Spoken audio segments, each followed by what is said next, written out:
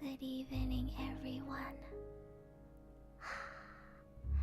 Sorry it took me a bit longer to start the stream because I forgot to send out the notice that I'm going live on Twitter and Instagram. みんなこんばんは。ちょっと待ってください。Let me open up chat on my main monitor.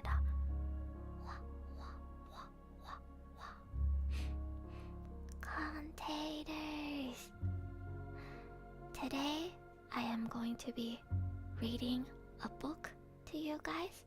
Feel free to work on something or go to sleep while listening to this stream. I'm going to be reading a book called The Courage to be Disliked. It's by Ichiro, Kishimi and Fumitake Koga.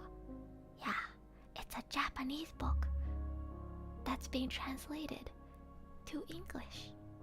あ、初見です。こんばんは。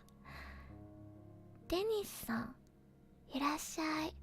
今日は朗読 ASMR 配信やってます。今日は嫌われる勇気というもともとは日本語で書かれた本なんですけど、その英語版を読みたいと思います。はい、よろしくお願いします。Is the volume too low? I have the volume setting pretty low because it is ASMR, so I want people to be able to relax and wear like earphones while listening. Should I turn the volume up a little bit or is the volume fine for ASMR? 音量の方大丈夫ですか？ちょっと声が小さいですか？朗読なのでね、今日は。なのでもうちょっと音量上げてもいいんですけど、皆さんはどう思いますか？ What do you guys think? Do you want me to raise the volume a little bit? Or is it okay as it is now? Hello Lynn, welcome. Good evening. Going to sleep while listening to Eru? はい、チョコラテさん。いい夢を。It's good right now? Don't mind the volume as it is? Okay, I will be talking in this voice and I'll keep the volume as it is then. Alright. Okay. I'm going to need to adjust my camera a little bit because I'll be looking down, so have it 4 times higher than usual to hear you. Oh yeah, because I do have it lower than usual because it's an ASMR stream for sleep, so I can add this to the 10 books I've ever read. 皆さん、本を読むのが好きな方いますか？ Any bookworms in chat? Anybody who really likes reading? I know I don't read books often. This is the first proper book I'm gonna be reading in like the last 4 years or something, I think. 私実はあんまり本読まないんですよ。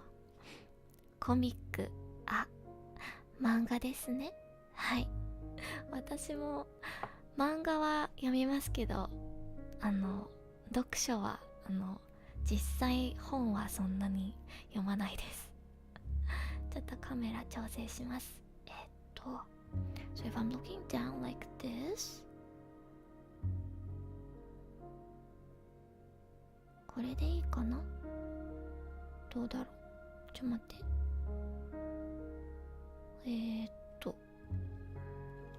I'm looking down at my book right now. Does it look okay? I hope it looks okay. Wait, what? カメラの調整難しいな。ちょっと本読むとね、やっぱ下を見るので I'm looking down when I'm reading the book, so あ、今家に着いた。エルの ASMR に間に合った。よかった。エツちゃん、お仕事お疲れ様でした。I already read a lot for my job, so I avoid books like a plague. Understandable. 文字ばっかりだと疲れる。わかります。No reading here. Been a while since I read a book that's not a light novel. I mean, I would count light novel as like reading a book as well, but... Wait.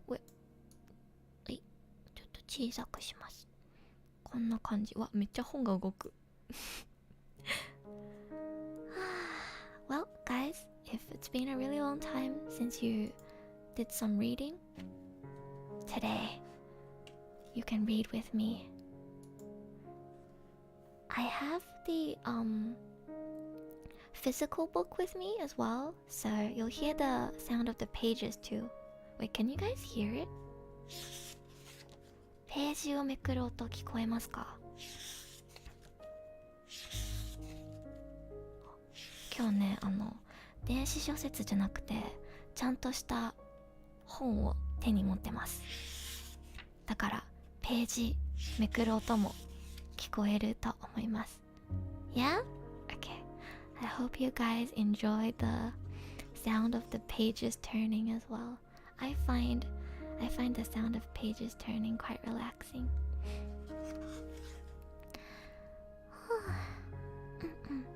最近寿命10年という悲しい本を読んで、ガン泣きしました。わあ、デニスさんはちゃんと本を読む方なんですね。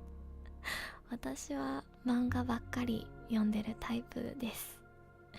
小説なら読んでますね。お、エツちゃんも小説読むタイプの人ですか？わあ、みんなすごい。この音好き。私もこの音好きです。はい、すいません。そろそろ始めます。Alright. So as I said, I will be reading The Courage to be Disliked.And I'll be reading the English translated version. So 今日はね、英語の朗読になります。でもこの本もともと日本語で書かれた本なので、内容が気になった方はぜひ日本語版もチェックしてみてください。確か声優の梶裕貴さんが日本語で朗読されてました。はい。なので内容が気になったらカジさんの朗読も聞いてみてくださいね。Good night, Crispy. I hope this will be a good stream for you to fall asleep to. Alright. Let me start with the introduction.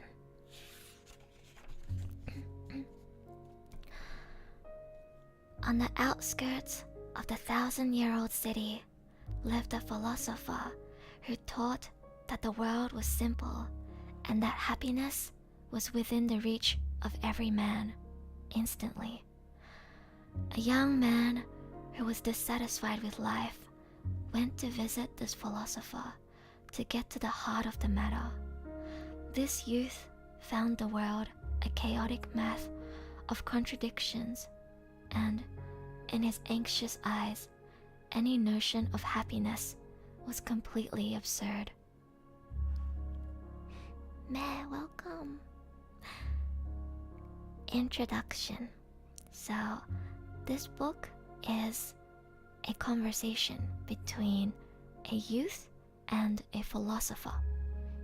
And I will be using a slightly higher pitched voice for the youth and using a lower pitched voice for the philosopher. So hopefully you can distinguish when I'm talking as each character. Okay? この本は若者となんていうの、哲学者の2人の間の会話なので、若者のセリフを演じてるときはもうちょっと高めな声で話します。で、哲学者のときはもうちょっと低い声でお話しします。はい。I want to ask you once again, do you believe that the world is, in all ways, a simple place? Yes, this world is astonishingly simple, and life itself is, too. So, is this your idealistic argument, or is it a workable theory? What I mean is, are you saying that any issues you or I face in life are simple too? Yes, of course. Alright then, but let me explain why I've come to visit you today. Firstly, I want to debate this with you until I am satisfied. And then, if possible, I want you to retract this theory. Because I have heard all about your reputation. The word is that there is an eccentric philosopher living here whose teachings and arguments are hard to ignore. Namely, that people can change, and that the world is simple, and that everyone can be happy. That is the sort of thing I have heard, but I find that view totally unacceptable. So I wanted to confirm things for myself. If I find anything you say completely off, I will point it out and then correct you. But will you find that annoying? No, I would welcome the opportunity. I've been hoping to hear from a young person just like you, and to learn as much as possible from what you can tell me. Thanks. I do not intend to dismiss you out of hand. I will take your views into consideration and then look at the possibilities that present themselves. The world is simple, and life is simple too. If there is anything in this thesis that might contain truth, it will be life from a child's point of view. Children do not have any obvious duties like paying taxes or going to work. They are protected by their parents and society and can spend days free from care. They can imagine a future that goes on forever and do whatever they want. They don't have to see grim reality. They are blindfolded. So, to them, the world must have a simple form. However, as a child matures to adulthood, the world reveals its true nature. Very shortly, the child will know how things really are and what he is allowed to do. His opinion will alter, and all he will see is impossibility. His romantic view will end and be replaced by cruel realism. This is hitting hard. Hello, Rui. Welcome. I am reading a self-help book, so some of the things in this book might hit a little bit too hard. I know it is hitting me very hard right now. Replaced by cruel realism. Indeed. Oh, hello Nico, welcome. I am reading The Courage to Be Disliked, which is a self-help book that was apparently very, very famous in Japan, and for some people, I heard it was life-changing. So, if you can stick around for me to read a few chapters, I hope you can find something useful from this book as well. I see. That is an interesting view. That's not all. Once grown up, the child will get entangled in all kinds of complicated relationships with people, and have all kinds of responsibilities thrust upon him. That is how life will be, both at work and at home, and in any role he assumes in public life. It goes without saying that he will become aware of the various issues in society that he couldn't understand as a child, including discrimination, war, and inequality. And he will not be able to ignore them. Am I wrong? It sounds fine to me. please continue. Well, if we were still living at a time where religion held sway, salvation might be an option because the teachings of the divine were everything to us. All we had to do was obey them and consequently have little to think about. But religion has lost its power, and now there's no real belief in God. With nothing to rely on, everything is filled with anxiety and doubt. Everyone is living for themselves. That is how society is today. So please tell me, given these realities, and in the light of what I have said, can you still say the world is simple? There is no change in what I say. The world is simple, and life is simple too. How? Anyone can see that it's a chaotic math of contradictions. That is not because the world is complicated. It's because you are making the world complicated. I am? None of us live in an objective world, but instead in a subjective world that we ourselves have given meaning to. The world you see is different from the one I see, and it's impossible to share your world with anyone else. How can that be? You and I are living in the same country, in the same time, and we are seeing the same things, aren't we? You look rather young to me. But have you ever drunk well water that has just been drawn? Well water? It was a long time ago, but there was a well at my grandmother's house in the countryside. I remember enjoying the fresh, cold water drawn from that well on a hot summer's day. You may know this, but well water stays at pretty much the same temperature all year round, at about 18 degrees. That is an objective number. It stays the same to everyone who measures it. When you drink the water in the summer, it seems cool, and when you drink the same water in winter, it seems warm. Even though it's the same water, at the same 18 degrees, according to a thermometer, the way it seems depends on whether it's summer or winter. So, it's an illusion caused by the change in the environment.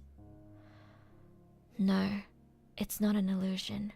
You see, to you, in that moment, the coolness or the warmth of the well water is an undeniable fact. That is what it means to live in your subjective world. There's no escape from your own subjectivity. At present, the world seems complicated and mysterious to you, but if you change, the world will appear more simple. The issue is not about how the world is, but how you are. How I am? Right. It's as if you see the world through dark glasses, so naturally, everything seems dark. But if that is the case, instead of lamenting about the world's darkness, you could just remove the glasses. Perhaps the world will appear terribly bright to you then, and you will involuntarily shut your eyes. Maybe you'll want the glasses back on you. But can you even take them off in the first place? Can you look directly at the world? Do you have the courage? Courage? Yes, it's a matter of courage. Well, alright. There are tons of objectives I would like to raise, but I get the feeling it would be better to go into them later. I would like to confirm that you are saying people can change, right? Of course people can change. They can also find happiness. Everyone? Without exception? No exceptions whatsoever. Now Now you're talking big. This is getting interesting. I'm going to start arguing with you immediately. I'm not going to run away or hide anything. Let's take our time debating this. Sir, your position is people cannot change? That's right. They can't change. Actually, I am suffering myself because of not being able to change. And at the same time, you wish you could. Of course. If I could change, if I could start life all over again, I would gladly fall to my knees before you. But it could turn out that you'll be down on your knees before me. You remind me of myself during my own student days, when I was a hot-blooded young man searching for the truth. Try passing about, calling on philosophers.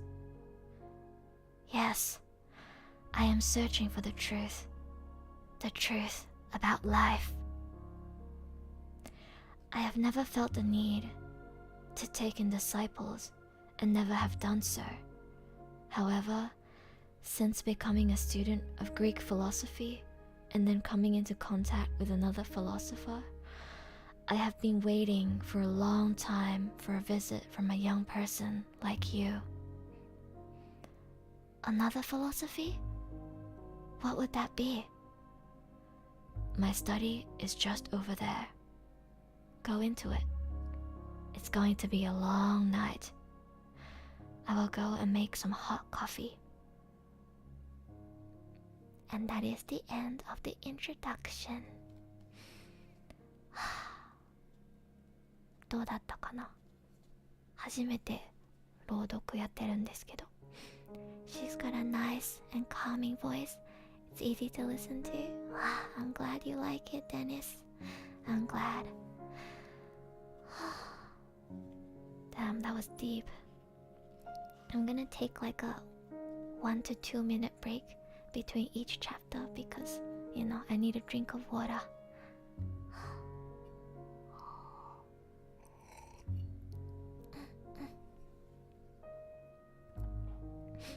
とてもいいと思います。ありがとうございます。Pretty soothing. Thank you. You know, it's a little bit awkward when I get to a word that I can't read because I'm like, oh no, now I'm gonna expose myself. There was one word from the philosopher that I couldn't read. Tripsing. I don't know what that means. Traipsing.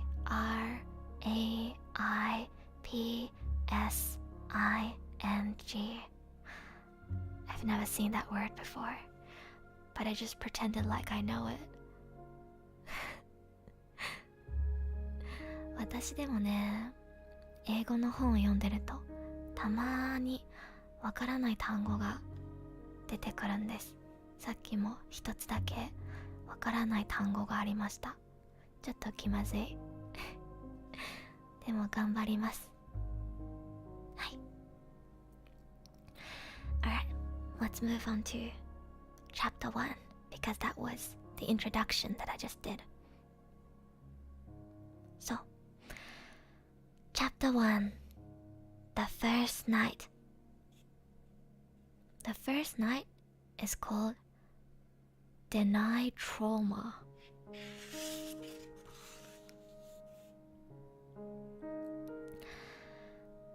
The young man entered the study and sat slouched in a chair.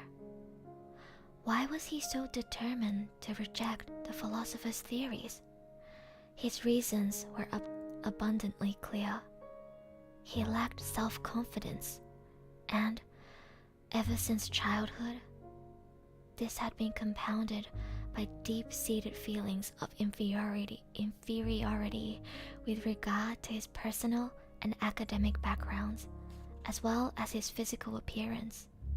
Perhaps, as a result, he tended to be excessively self-conscious when people looked at him. Mostly, he seemed incapable of truly appreciating other people's happiness and was constantly pitying himself. To him, the philosopher's claims were nothing more than the stuff of fantasy.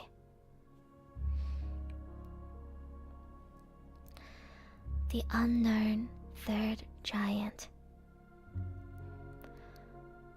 A moment ago, you used the words another philosophy, but I've heard that your specialty is in Greek philosophy. Yes, Greek philosophy. 失礼いたしました。Greek philosophy has been central to my life ever since I was a teenager. The great intellectual figures, Socrates, Plato, Aristotle. I am translating a work by Plato at the moment, and I expect to spend the rest of my life studying classical Greek thought. Well, then, what is this other philosophy? It is a completely new school of psychology that was established by the Austrian psychiatrist Alfred Adler at the beginning of the 20th century. In this country, it is generally referred to as Adlerian psychology.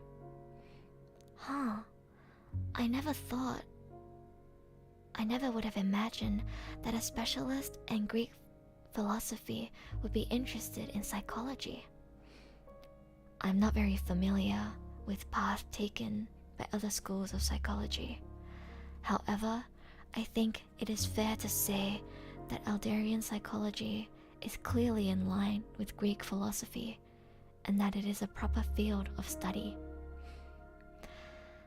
I have a passing knowledge of the psychology of Freud and Jung, a fascinating field. I really hope I'm not reading these people's names wrong.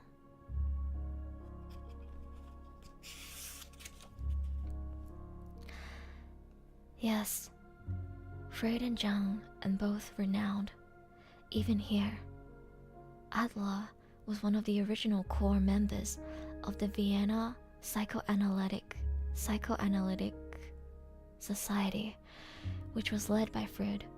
His ideas were counter to Freud's, and he split from the group and proposed an individual psychology based on his own original theories.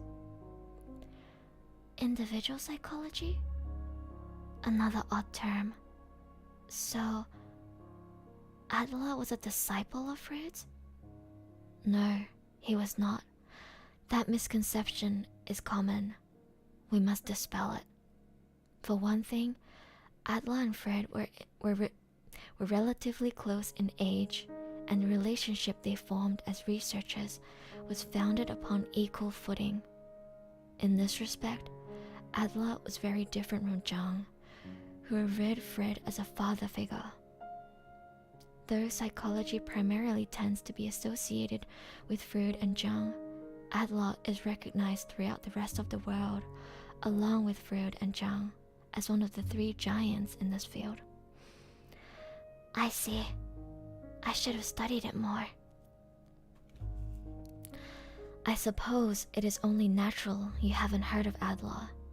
As he himself said, there might come a time when we will not remember my name. People might have forgotten that our school ever existed. Then, he went on to say that it didn't matter, the implication being that if his school were forgotten, it would be because his ideas had outgrown the bounds of a single area of scholarship and had become commonplace and a feeling shared by everyone. For example, Dale Carnegie, who wrote the international bestsellers How to Win Friends and Influence People, and How to Stop Worrying and Start Living, referred to Adler as a great psychologist who devoted his life to researching humans and their latent abilities. the influence of Adler's thinking is clearly present throughout his writings. And Stephen Covey's The 7 Habits of Highly Effective People, much of the content closely resembles Adler's ideas. In other words, rather than being a strict area of scholarship, Adlerian psychology is accepted as a realization, accumulation of truth and of human understanding. Yet, Adler's ideas are said to have been 100 years ahead of their time, and even today, we have not managed to fully comprehend them. That is how truly groundbreaking they are. So, your theories are developed not from Greek philosophy initially, but from the viewpoint of Adlerian psychology? Yes, that's right. Okay, there's one more thing I'd like to ask about your basic stance. Are you a philosopher? Or are you a psychologist? I am a philosopher, a person who lives philosophy, and for me, Adlerian psychology is a form of thought that is in line with Greek philosophy, and that is philosophy. Alright then, let's get started.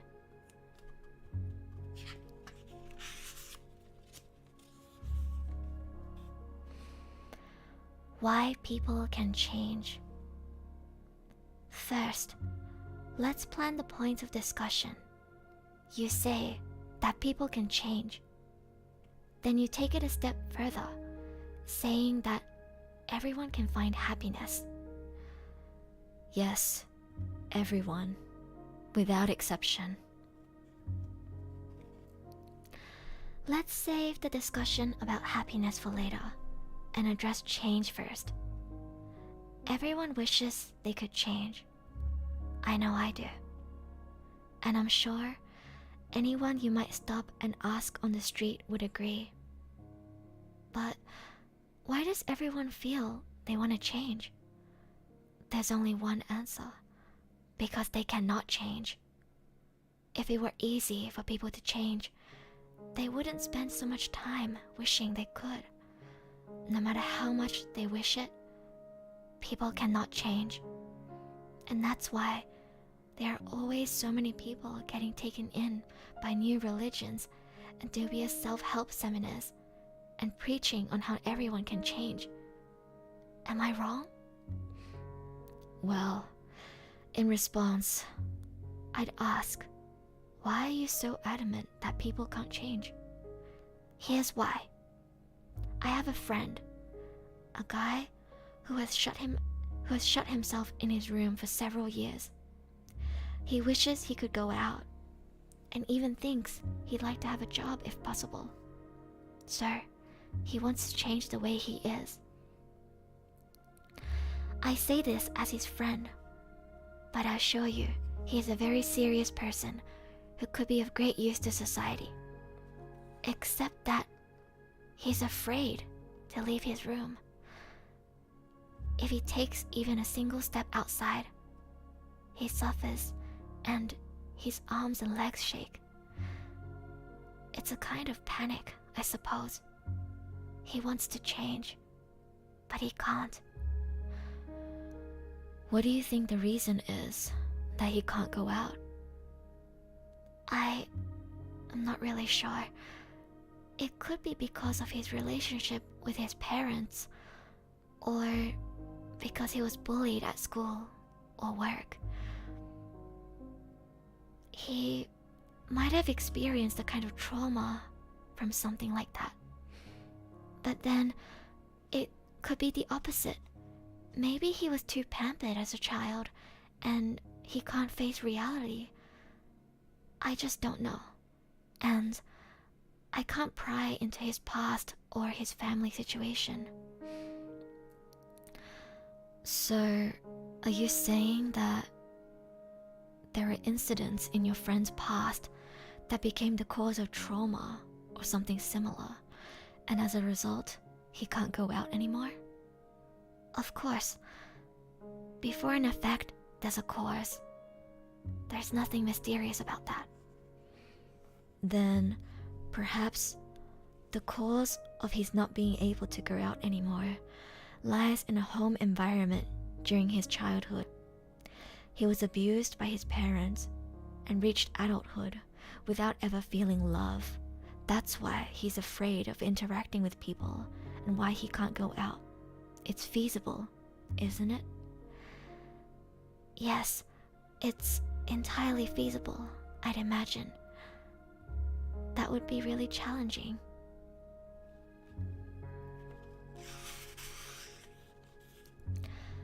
And then you say, before an effect, there's a cause.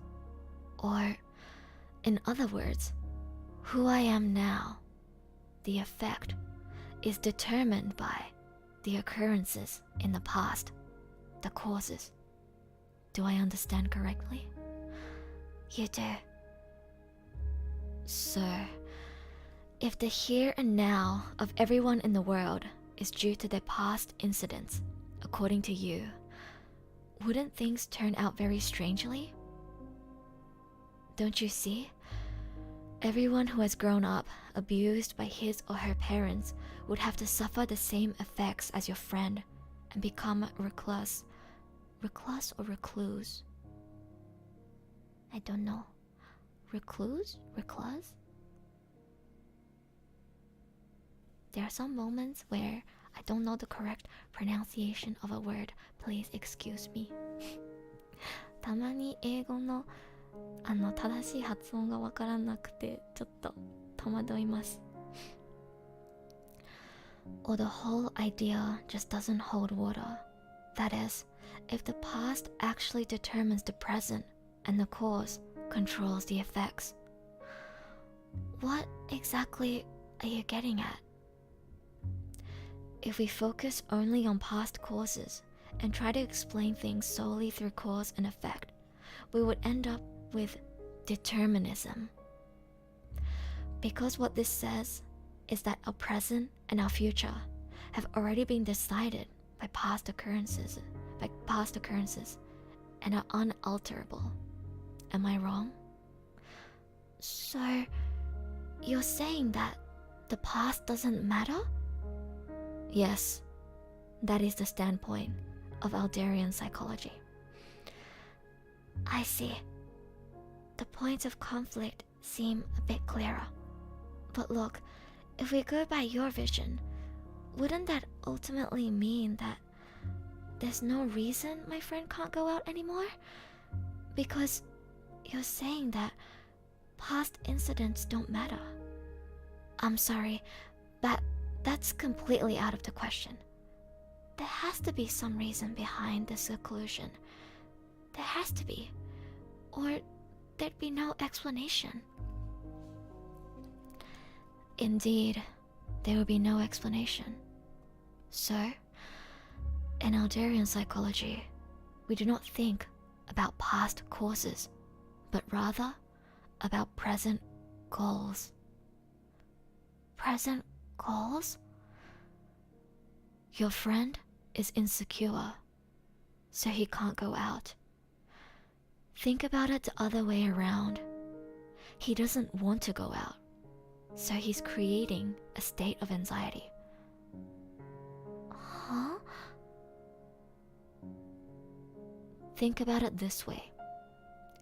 Your friend had the goal of not going out beforehand, and he's been manufacturing a state of anxiety and fear as a means to achieve this goal. In Alderian psychology, this is called teleology. You're kidding. My friend has imagined his anxiety and fear? So, would you go as far as saying that my friend is just pretending to be sick? He is not pretending to be sick. The anxiety and fear your friend is feeling are real. On occasion, he might also suffer from violent stomach cramps. However, these are symptoms that he has created in order to achieve the goal of not going out. That's not true. No way. That's too depressing. No. This is the difference between the study of causation and the study of the purpose of a given phenomenon rather than its cause. Everything you have been telling me is based in etiology. As long as we stay in etiology, we will not take a single step forward. According to this philosopher, trauma does not exist. Interesting. I feel so nervous every single time I stumble across a word that I'm not sure how to read, especially like the philosophical terminology. And I'm like, oh no, I'm gonna embarrass myself. テーペロ。大丈夫だよ。ありがとう。Her voice is like an angel talking to me. I'm glad you guys like my voice. I know some of the concepts in this book can be pretty complicated, especially when they get into the whole Alderian psychology aspect, but I do think some of the questions that the youth raises to the philosopher is very interesting. What do you guys think?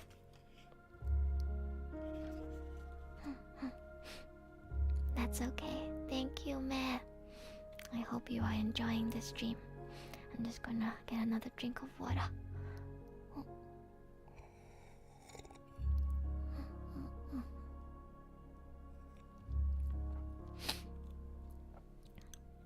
So,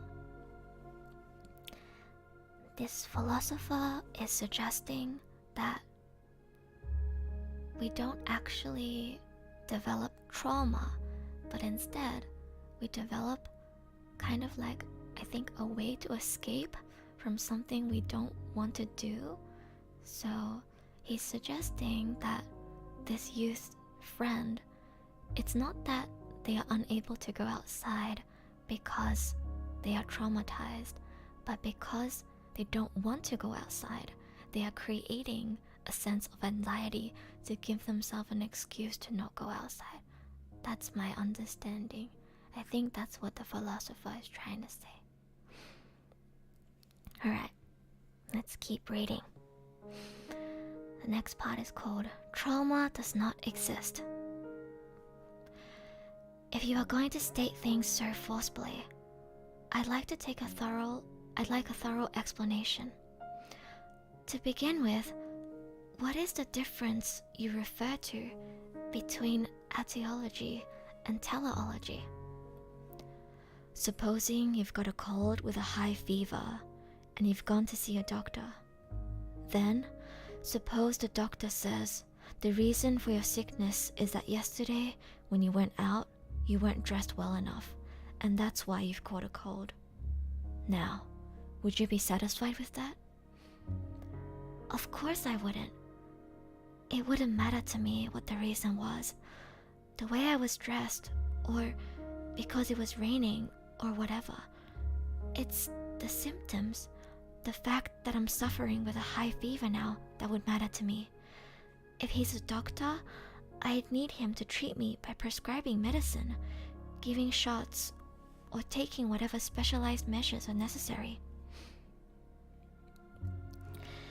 Yet those who take an etiological stance, including most counselors and psychiatrists, would argue that what you were suffering from stemmed from such and such cause in the past, and would then end up just consoling you by saying, "So you see, it's not your fault." The argument concerning so-called traumas is typical of etiology.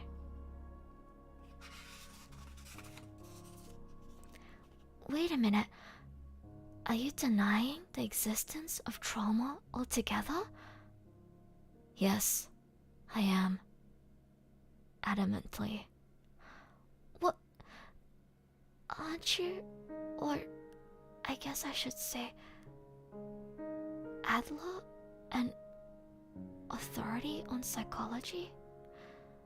In Alderian psychology, trauma is definitively denied. This was a very new and revolutionary point. Certainly, the Freudian point of trauma is fascinating. Freud's idea is that a person's psychic wounds, traumas, cause his present unhappiness. When you treat a person's life as a vast narrative, there's an easily understandable causality and sense of dramatic development that creates strong impressions and is extremely attractive.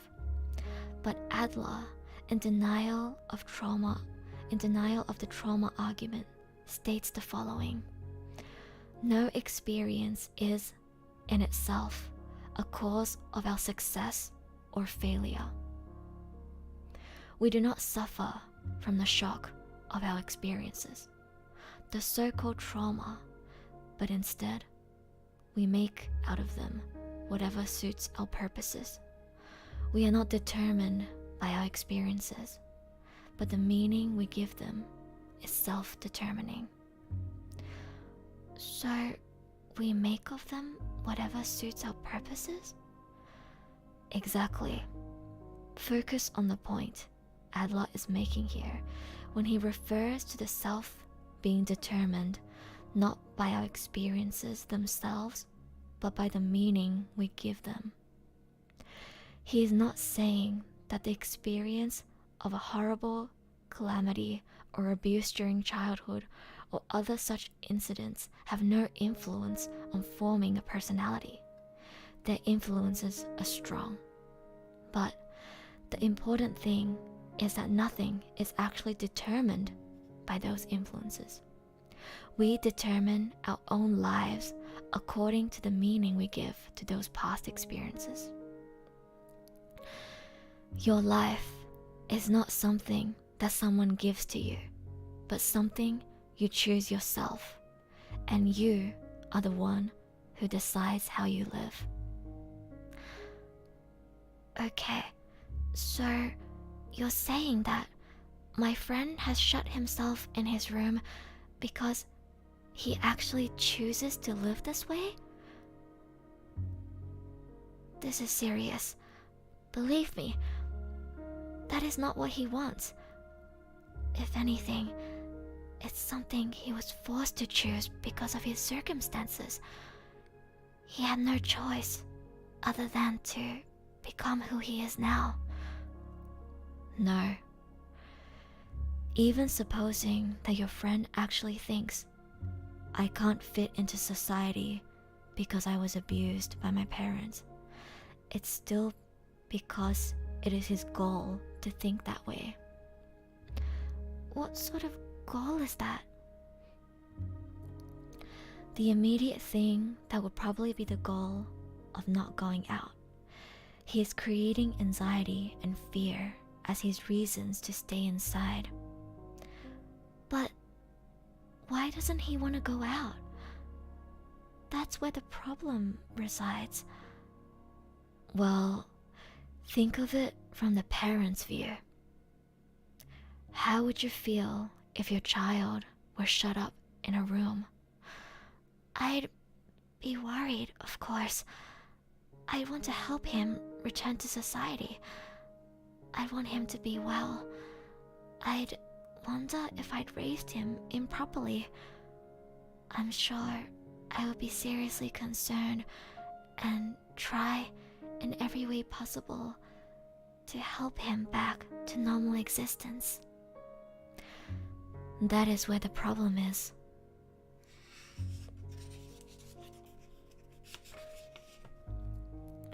Where? If I stay in my room all the time without ever going out, my parents will worry. I can get all of my parents' attention focused on me. They'll be extremely careful around me and always handle me with kid gloves. On the other hand, if I take even one step out of the house, I'll just become part of a faceless mass who no one pays attention to. I'll be surrounded by people I don't know and just end up average or less than average. And no one will take special care of me any longer. Such stories about reclusive people are not uncommon. In that case, following your line of reasoning, my friend has accomplished his goal and is satisfied with his current situation? I doubt he is satisfied, and I'm sure he's not happy either. But there is no doubt that he's also taking action in line with his goal. It is not something that is unique to your friend. Every one of us is living in line with some goal. That is what teleology tells us. No way. I reject that as completely unacceptable. Look, my friend is... Listen, this discussion won't go anywhere if we just keep talking about your friend. It will turn into a trial in absentia, and that would be hopeless. Let's use another example. Well, how about this one? It's my own story about something I experienced only yesterday. Oh? I'm all ears. Next part. Am I reading this okay? I hope I'm reading this okay. Can you tell I'm a little bit nervous? This is my first time reading out loud on stream. I've never done this before. I hope I'm doing an okay job.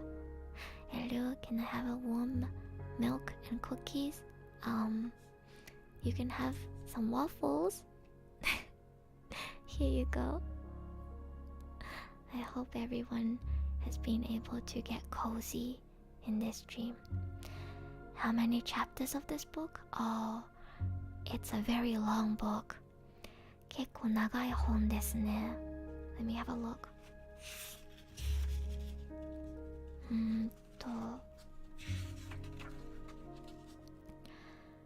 There's 5 nights in total, but there's overall over 200 pages, so you're doing quite well in my opinion. Thank you, Dennis. Thank you. I think I'll try and... Let me see how much I'll try to read today.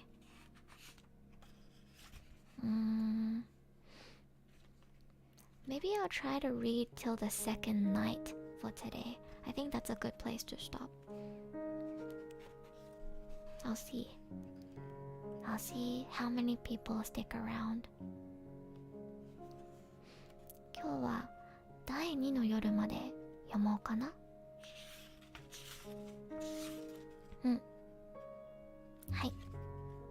この配信を聞きながら寝てもいいんですよ。Feel free to take a nap or go to sleep while listening to this stream if you want. That's the whole point of me reading in a soft voice. So, alright. So, the next part is called People Fabricate Anger. 作業のお供にさせてもらってます。あ、よかったです。はい、作業用に使っていただいても嬉しいです。はい。People fabricate anger. Yesterday afternoon, I was reading a book in a coffee shop when a waiter passed by and spilled coffee on my jacket. I'd just bought it and it's my nicest piece of clothing. I couldn't help it. I just blew my top. I yelled at him at the top of my lungs. I'm not normally the type of person who speaks loudly in public spaces, but yesterday, the shop was ringing with the sound of my shouting because I flew into rage and forgot what I was doing. So, how about that? Is there any room for a goal to be involved there? No matter how you look at it, isn't this behavior that originates from a cause? So, you were stimulated by the emotion of anger and ended up shouting. Though you are normally mild-mannered, you couldn't resist being angry. It was an unavoidable occurrence, and you couldn't do anything about it. Is that what you're saying? Yes, because it happened so suddenly. The words just came out of my mouth before I had time to think. Then just suppose you happened to have a knife on you yesterday, and when you blew up, you just got carried away and stabbed him.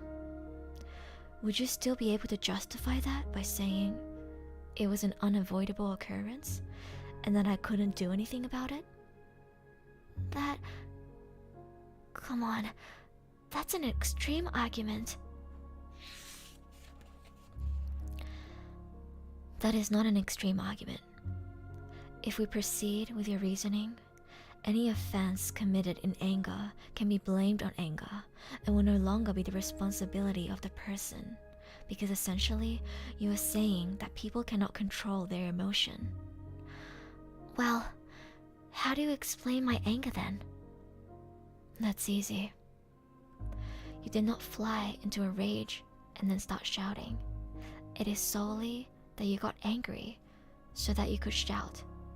In other words, in order to fulfill the goal of shouting, you created the emotion of anger. What do you mean? The goal of shouting came before anything else. That is to say, by shouting, you wanted to make the waiter submit to you and listen to what you had to say. As a means to do that, you fabricated the emotion of anger. I fabricated it? You've got to be joking. Then why did you raise your voice? As I said before, I blew my top. I was deeply frustrated. No, you could have explained matters without raising your voice, and the waiter would most likely have given you a sincere apology, wiped your jacket with a clean cloth, and taken other appropriate measures. He might have even arranged for it to be dry cleaned, and somewhere in your mind, you were anticipating that he might not do those things, but even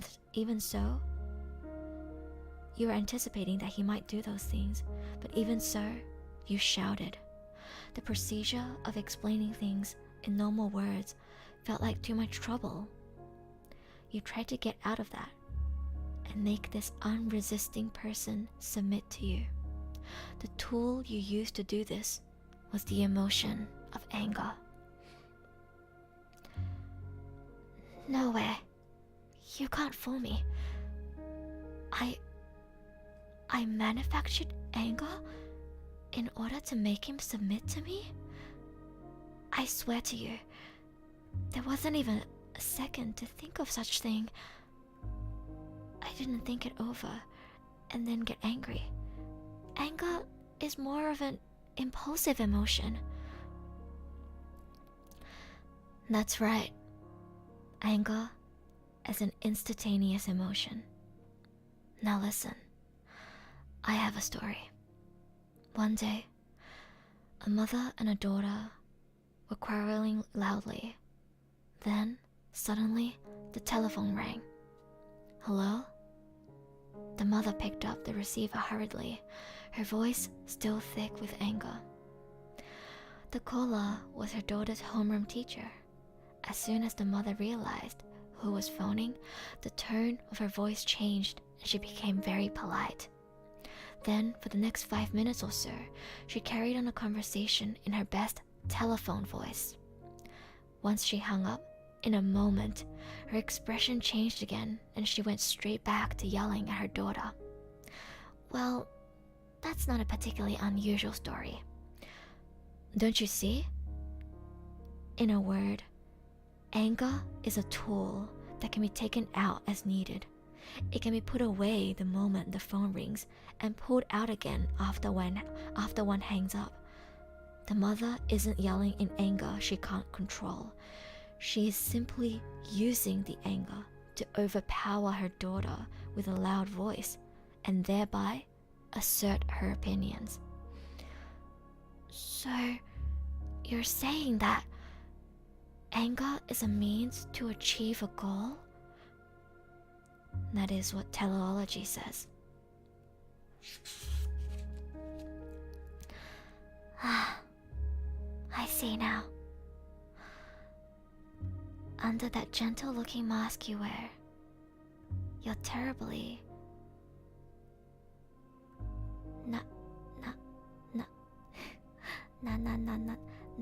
I'm trying to debate whether it's nihilistic or nihilistic. Nihilistic? Nihilistic.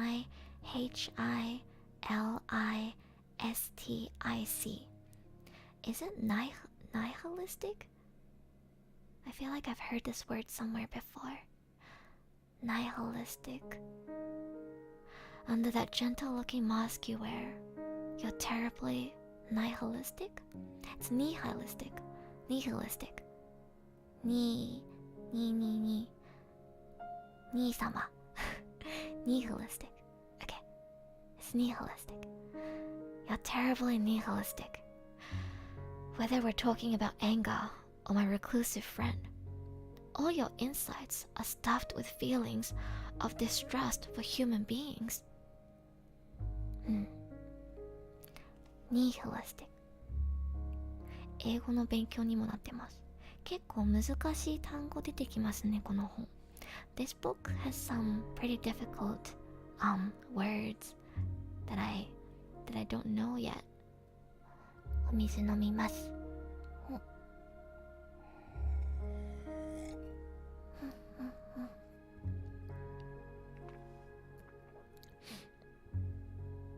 助かる？何が助かるんですか？兄様ですか？ Nihilistic. Can somebody confirm if nihilistic is correct? I feel like this word is gonna come up a bit more in the next part, so... Is it nihilistic? Nihilistic? Nihilistic? Nihilistic? どっちでしょうか？ちょっとね、この単語の発音がちょっとわからないです。It's good for my English learning. I feel like I'm learning English now too. I feel like I'm taking a philosophy class in university. Don't you wish you had a philosophy professor like me in uni? There are many word pronunciations for words, that's fine. Okay. Thank you, Jenny. I guess I'll... Nihilistic? I don't know who to trust. Let me Google it. Actually, you know what? This is perfect. Since it's a ASMR stream. Let me add a bookmark. I'm gonna do some keyboard ASMR. ちょっとだけキーボード ASMR.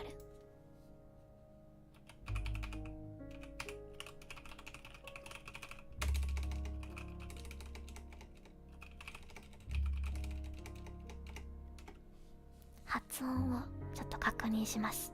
I'm gonna check the correct pronunciation.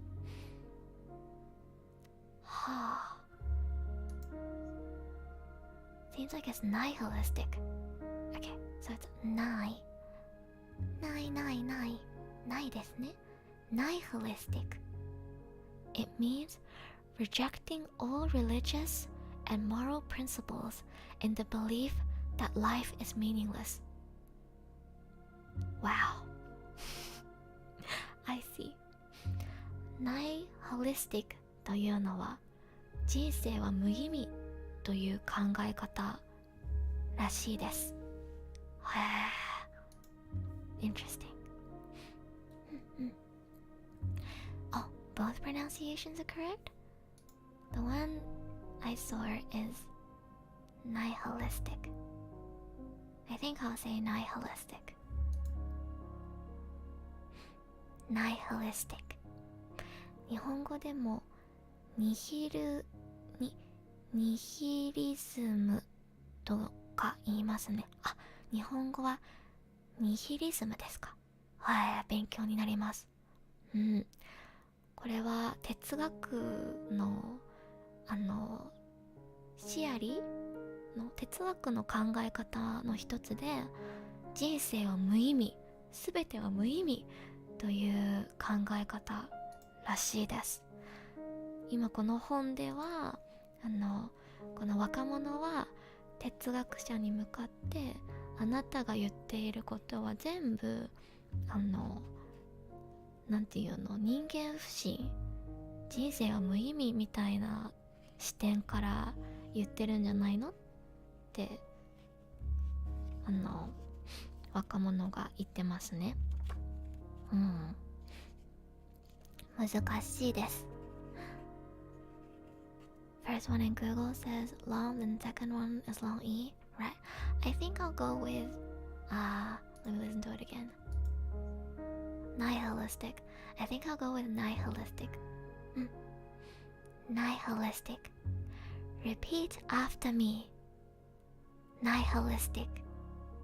急に英語教室。はい、続き読みますね。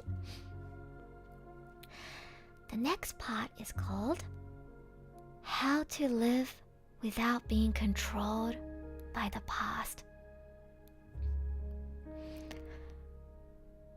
How am I being nihilistic? Think about it. Simply put, you deny human emotion. You say that emotions are nothing more than tools, that they're just a means for achieving goals. But listen, if you deny emotion, you're upholding a view that tries to deny our humanity, too. Because it's our emotions and the fact that we are swayed by all sorts of feelings that make us human. If emotions are denied, humans will be nothing more than poor excuses for machines. If that isn't nihilism, then what is? I am not denying that emotion exists. Everyone has emotions. That goes without saying. But if you are going to tell me that people are beings who can't resist emotion, I'd argue against that. Alderian psychology is a form of thought, a philosophy that is diametrically opposed to nihilism. We are not controlled by emotion. In this sense, while it shows that people are not controlled by emotion, additionally, it shows that we are not controlled by the past. So, people are not controlled either by emotion or the past? Okay, for example, suppose there is someone whose parents had divorced in the past. Isn't this something objective, the same as the well water that is always 18 degrees? But then, does that divorce feel cold, or does it feel warm? So, this is a now thing, a subjective thing. Regardless of what may have happened in the past, it is the meaning that is attributed to it that determines the way someone's present will be. The question isn't what happened, but how was it resolved? Exactly. We can't go back to the past in a time machine. We can't turn back the hands of time. If you end up staying in etiology, you will be bound by the past and never be able to find happiness. That's right. We can't change the past. And that's precisely why life is so hard. Life isn't just hard. If the past determined everything and couldn't be changed, we who are living today would no longer be able to take effective steps towards we who are living today will no longer be able to take effective steps forward in our lives. What would happen as a result? We would end up with a kind of nihilism and pessimism that loses hope in the world and gives up on life.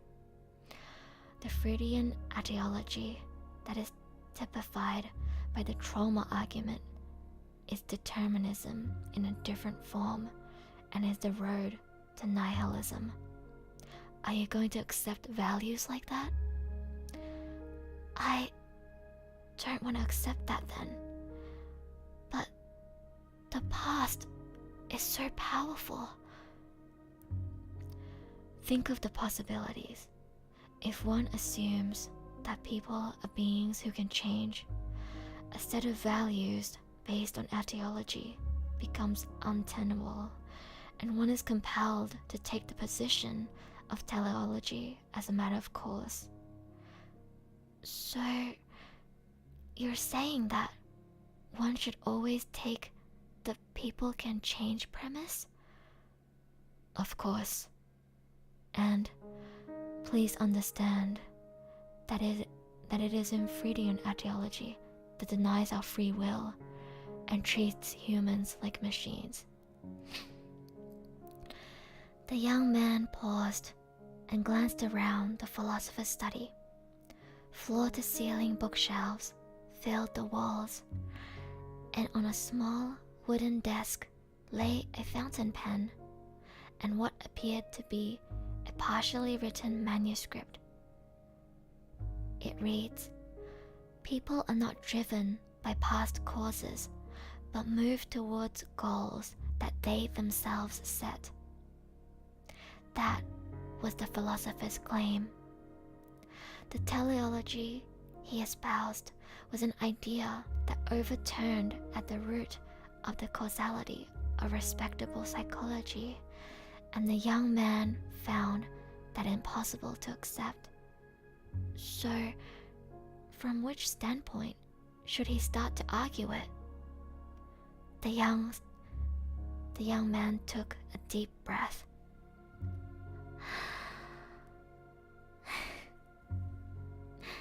Hello, Big Rice Piano, if you're still here. Welcome. I guess I'll be sleeping while listening to this stream.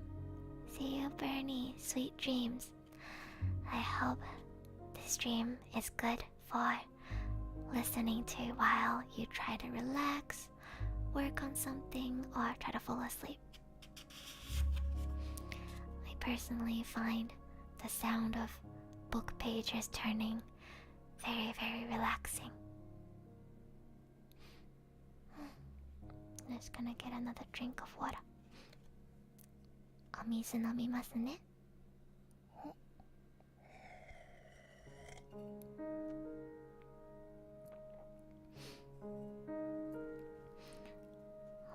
I get a little bit nervous every single time the name of a philosopher or a theory comes up, because I'm like, oh crap, what if I read it wrong? It's Socrates, right? Socrates. Adler? Socrates. Socrates? Socrates. As long as you know who I'm talking about. You guys know who Socrates is, right? I took a little bit of psychology and philosophy in university, so I know who Socrates is, but I hope I'm pronouncing their name right.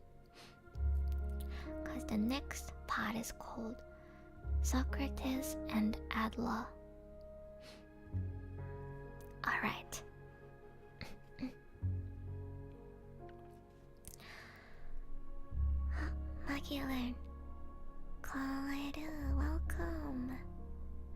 feel free to put this stream in the background while you work on something or try to fall asleep.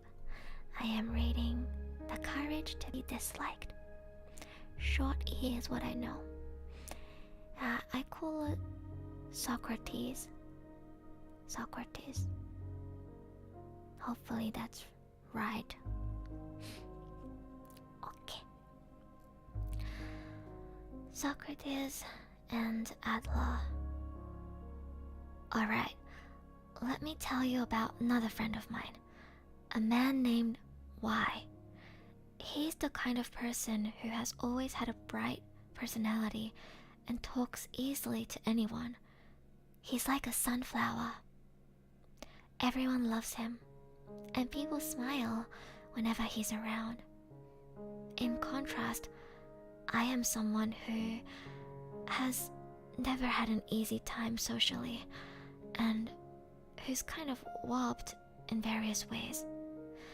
Now, are you claiming that people can change through Adler's teleology? Yes, you, I, and anyone can change. Then, do you think I could become someone like Y? From the bottom of my heart, I really wish I could be like him.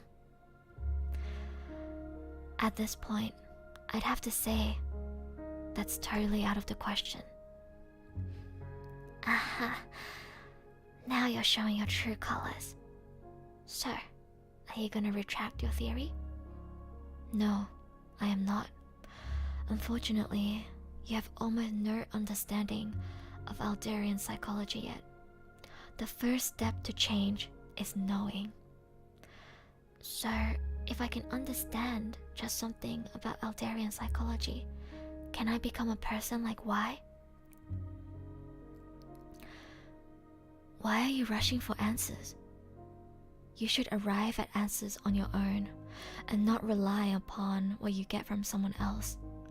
Answers from others are nothing more than stopgap measures. They're of no value. Take Socrates, who left not one book actually written by himself. He spent his days having public debates with the citizens of Athens, especially the youngs, and it was his disciple, Plato, who put his philosophy into writing for future generations. Adler, too, showed little interest in literary activities, preferring to engage in personal dialogue at cafes in Vienna and hold small discussion groups. He was definitely not an armchair intellectual. So, Socrates and Adler both conveyed their ideas by dialogue? That's right.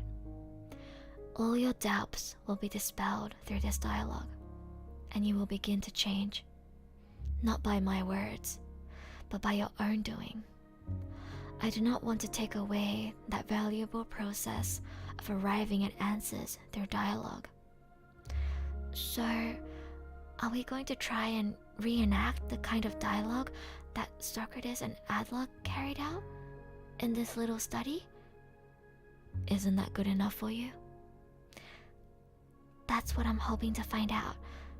So, let's take it as far as we can, until either you retract your theory, or I bow before you.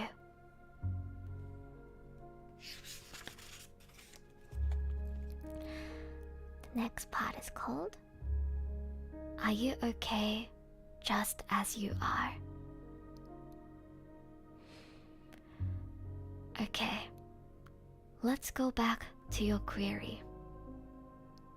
So, you like to be more of an upbeat person, like Y? But you just rejected that and said that it was out of the question. Well, I guess that's just how it is. I was just saying that to give you a hard time. I know myself well enough. I could never become someone like that. Why not? it's obvious. Because we have different personalities. Or, I guess you could say, dispositions. You, for instance, live surrounded by all these books. You read a new book and gain new knowledge. Basically, you keep accumulating knowledge. The more you read, the more your knowledge increases. You find new concepts of value, and it seems to you that they change you. Look, I hate to break it to you, but no matter how much knowledge you gain, your disposition or personality isn't going to basically change. If your base gets skewed, all you've learned will be useless. Yes, all the knowledge you've acquired will come crashing down around you, and then, the next thing you know, you'll be back to where you started. And the same goes for Atlas ideas. No matter how many facts I may try to accumulate about him, they're not going to have any effect on my personality. Knowledge just gets piled up as knowledge until sooner or later it's discarded. Then let me ask you this. Why do you think you want to be like Y? I guess you just want to be a different person, whether it's Y or someone else. But what is the goal of that? You're talking about goals again? As I said earlier, it's just that I admire him, and I think I'd be happier if I were like him. You think you'd be happier if you were like him, which means that you're not happy now, right? What? おやすみなさい、ゆきれやさん。この配信がちょっと睡眠のお供になれば嬉しいです。おやすみなさい。Right now, you are unable to feel really happy. This is because you have not learned to love yourself. And to try to love yourself, you are wishing to be reborn as a different person. You're hoping to become like Y and throw away who you are now, correct? Yes, I guess that's right. Let's face it, I hate myself. The one who's doing this, playing around with old-fashioned philosophical discourse, and who just can't help doing this sort of thing. Yes, I really hate myself. That's alright. If you were to ask around for people who say they like themselves, you'd be hard-pressed to find someone who'd puff up their chest with pride and say, "Yes, I like myself." How about you? Do you like yourself? Chat, do you like yourself? That one's from me. I think that's very interesting. You don't often meet someone who can confidently say they love themselves. I know definitely if someone asked me if I like myself, I would say I want to love myself, but I don't think I'm at a point where I can confidently say that I love myself. What about you, chat? Do you love yourself? or do you relate more with the youth in this book?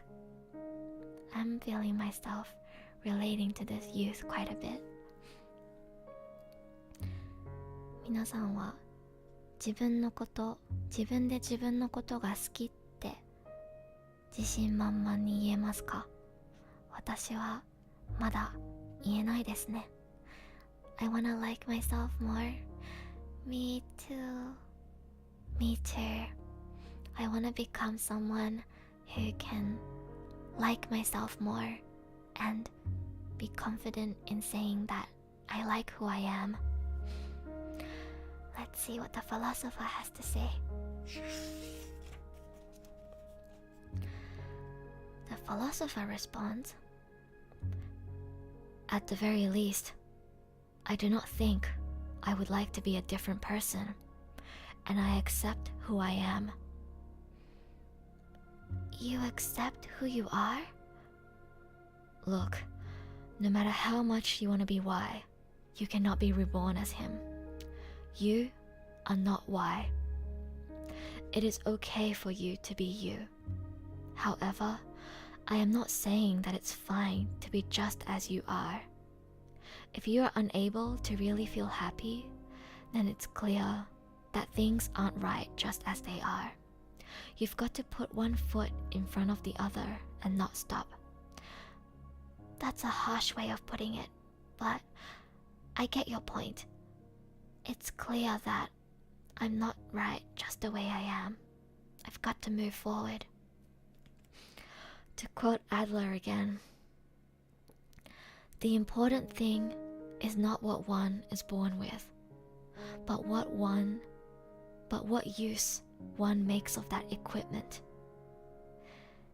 You want to be Y or someone else because you are utterly focused on what you were born with. Instead, you've got to focus on what you can make of your equipment. That is a very good quote. I like that. Oh my god, if I had a highlighter right now, I would highlight that. 今のセリフめちゃくちゃ好きです。I like it. Thank you, Eds-chan. I like you too. Deep question. I want to like myself, but I think I need to make some result I can be proud of. I relate to that, Dennis. I think the reason why me too, I can't fully say that I like myself is because I haven't accomplished a lot of my goals, and I feel like I need to leave some kind of result that I can be proud of to be able to say with confidence that I like myself. I'm gonna reread that quote from Adler again because I really like it, and I think it's very inspiring. If somebody in our Discord is in chat right now, could you timestamp this? I think this is a really good quote. So Adler says, the important thing is not what one is born with, but what use one makes of that equipment. You want to be someone else because you are utterly focused on what you were born with. Instead, you've got to focus on what you can make of your equipment. I think that is such a life-changing perspective. The reason why so many people think about, oh, I can't make it, I can't be like the people I look up to, I can't make my dreams come true, I can't accomplish what I want to do in life because I'm not like them, I'm not special, I don't have the talent, right? That's the way a lot of people think. They almost make excuses for themselves. They look at people who have made their dreams come true, who are successful, and think, I want to be like them. I wish I could be like them. And this quote kind of shines light on the fact that the reason why you feel this way is because you're focusing on what you were born with, and you are assuming that you can't be successful with what you have because you don't have talent and you're not special like the people who are successful, when in reality you're not focusing on how you can use what you were born with to get better. You're not focusing on how you can make use of what you have in your life to reach your goals. I think that's a very, very interesting standpoint. さすがアドラ先生。いやすごくなんていうのかな、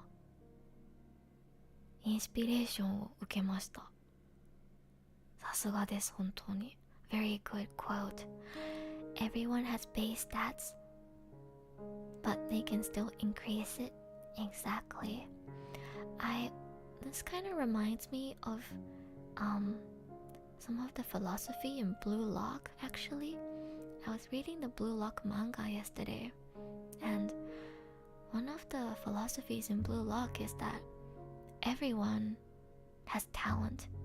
The difference between the people we see in our world as geniuses, as successful, and people who fail, people who are just normal people, is not a difference in talent, but the difference in whether they were able to recognize their talent, take that talent, and use the equipment they have to polish that talent and push forward and stand up over and over and over again, even when they taste defeat, even when they despair, even when they realize that, you know, there's someone better than them, that they're not good enough. They still don't give up or let go of what they want. It's people who have the ability to do that are able to make their dreams come true. It's not about talent. Everyone is born with talent to some degree. The difference is in, I think, mindset, perseverance, and maybe a bit of luck as well. Late night philosophical hours. I really like that quote. You have to focus on how you can make use of your equipment and not what you were born with. And this equipment, I'm sure, includes what you have in your environment as well. So not just your own skill set and what you might have a little bit of talent in, but the people around you, the environment you're in, the age that you were born into, right? People who are born into the current generation have access to so much more equipment than people who are in their late 20s and 30s did when we were younger. Like, when I was in primary school, I didn't even have my own phone. Now, primary school kids can become TikTok stars because they can get the latest iPhone when they're only in primary school.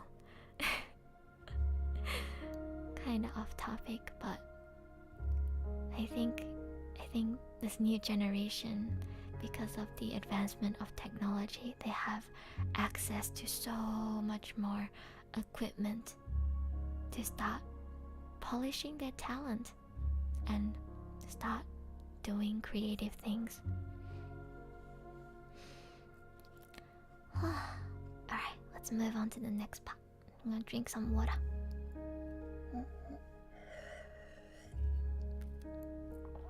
This is a book that makes you think about the way you live your life and a lot of things. So every time I come across a quote that I think hits really hard, or I'm taking a break between different parts, we might stop just to discuss a little bit about life and philosophy, because that's what we do here. If this is your first time coming to my stream, I talk about life a lot in my streams. I'm playing Genshin Impact, and all of a sudden I will start talking about life. That is the Erusha experience. I quite enjoy discussions on deep topics. Kase, 晚上好，欢迎。今天我在读一本书，一本英文的书，叫 The Courage to be Disliked， 不知道中文怎么说，勇气被讨厌的勇气。中国語の翻訳難しい。嫌われる勇気という本を読んでます。Had no idea about English until I started studying it. That was only 4 years ago, so life changes. Yeah, the youth here is arguing that they believe people cannot change, but I do relate to this youth quite a bit, but I believe people can change. I think people can change, and I think that people do have the power to change their lives. It's difficult, and you have to have a very strong mindset to be able to do it, but I think people can change. 被讨厌的勇气。对，我在读《被讨厌的勇气》，不知道这本书有没有中文版？在日本是原本一本日文的书，在日本挺有名的。因为有英文版，所以我觉得应该中文版也有吧。挺有趣的这本书。よし、いいじゃん。Alright, I'm gonna move on to the next part now. The next part is called Unhappiness is something you choose for yourself. Interesting. Okay. No way. That's unreasonable. Why is it unreasonable? Why?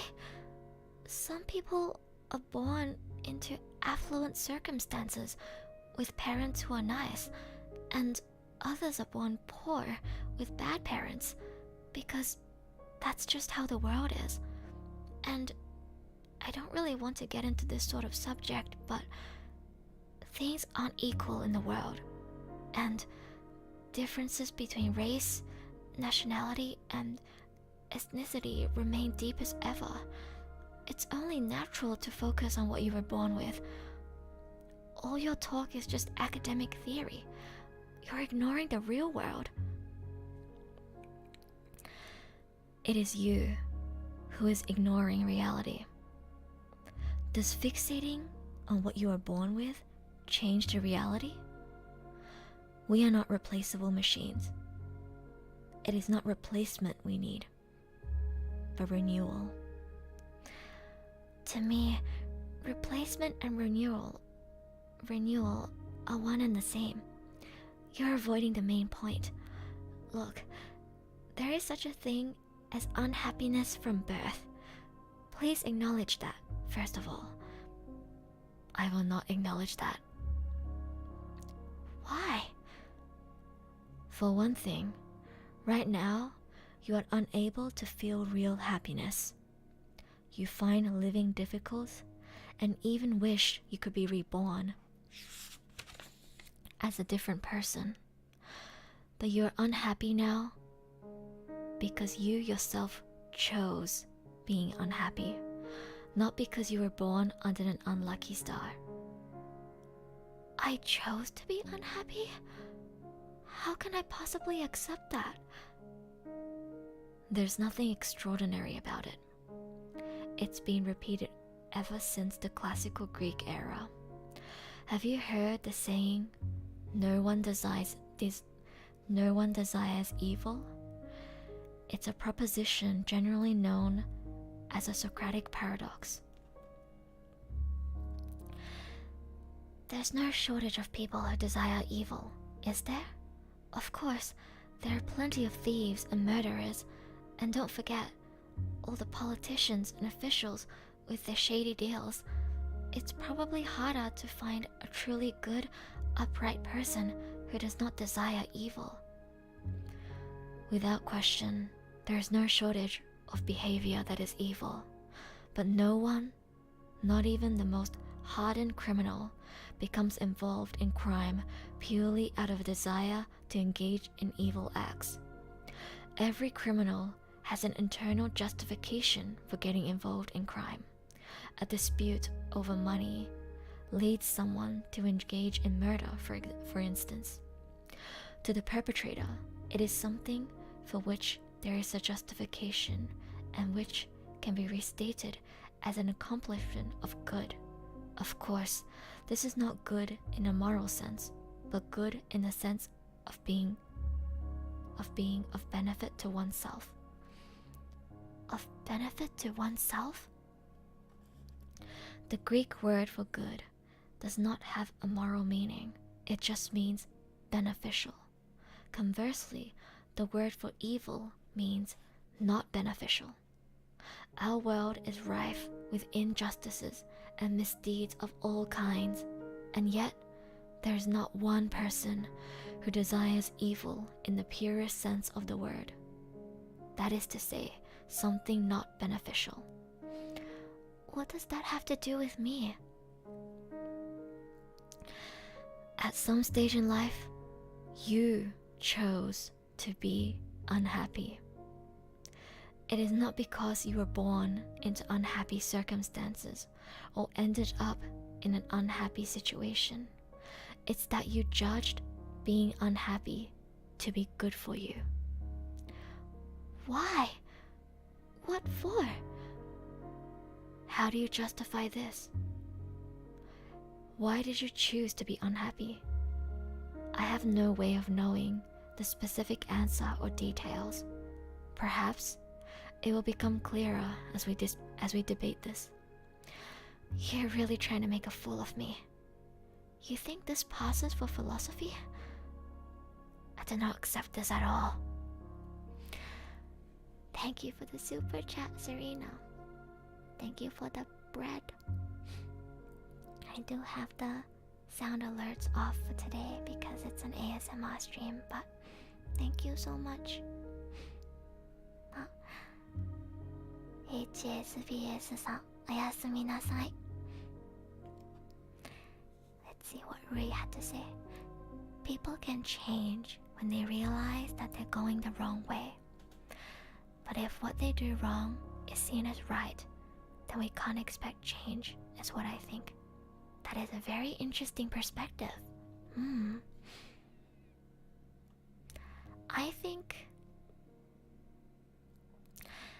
I think people can change when they realize that they're not happy with the way they are and they want something different. That's how I feel. I think when people want to pursue what they really want and they come to the realization that they're not happy with who they are now and what they're doing, that's when I think they're able to take that step and change themselves. Or at least take a step into changing themselves, you know? Oh, this argument is getting quite heated in the book. In spite of himself, the young man got up and glared at the philosopher. I chose an unhappy life?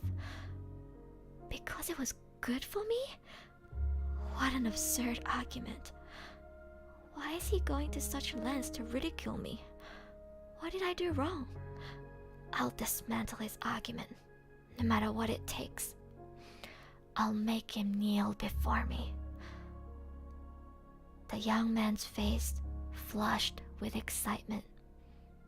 This is becoming a heated argument. お水飲みます。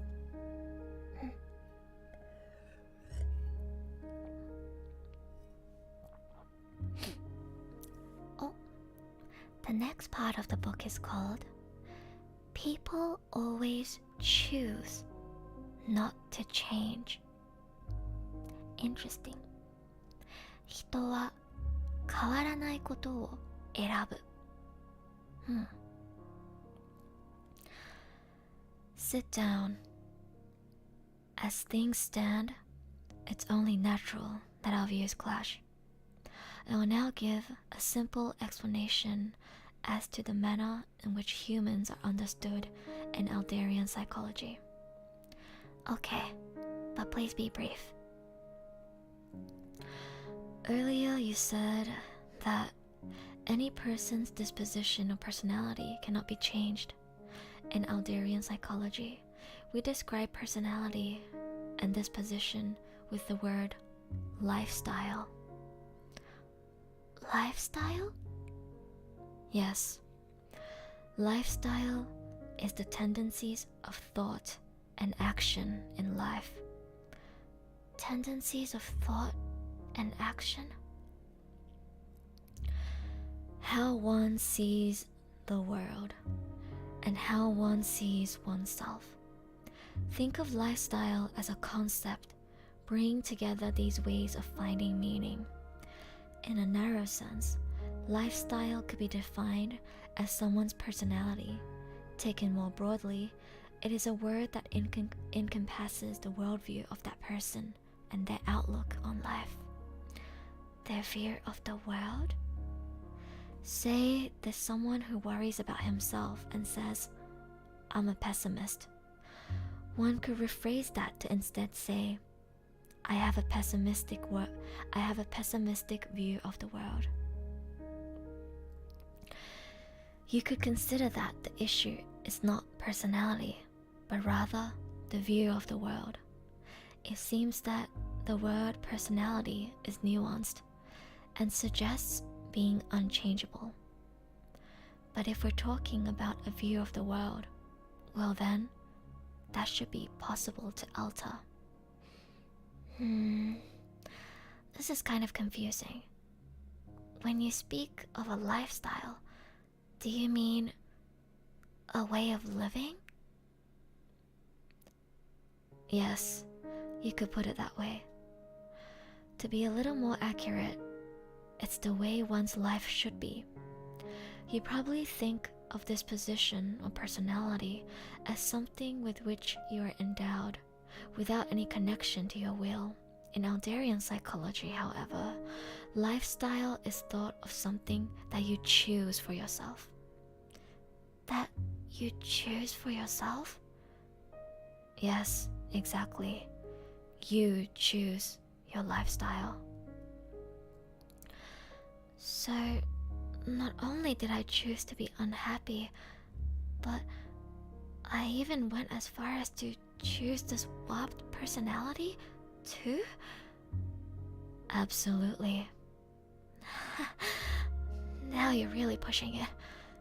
When I become aware, I already had this personality. I certainly don't have any recollection of having chosen it. But it's the same for you, isn't it? Being unable to choose one's personality at will. Now that sounds like you're talking about robots, not people.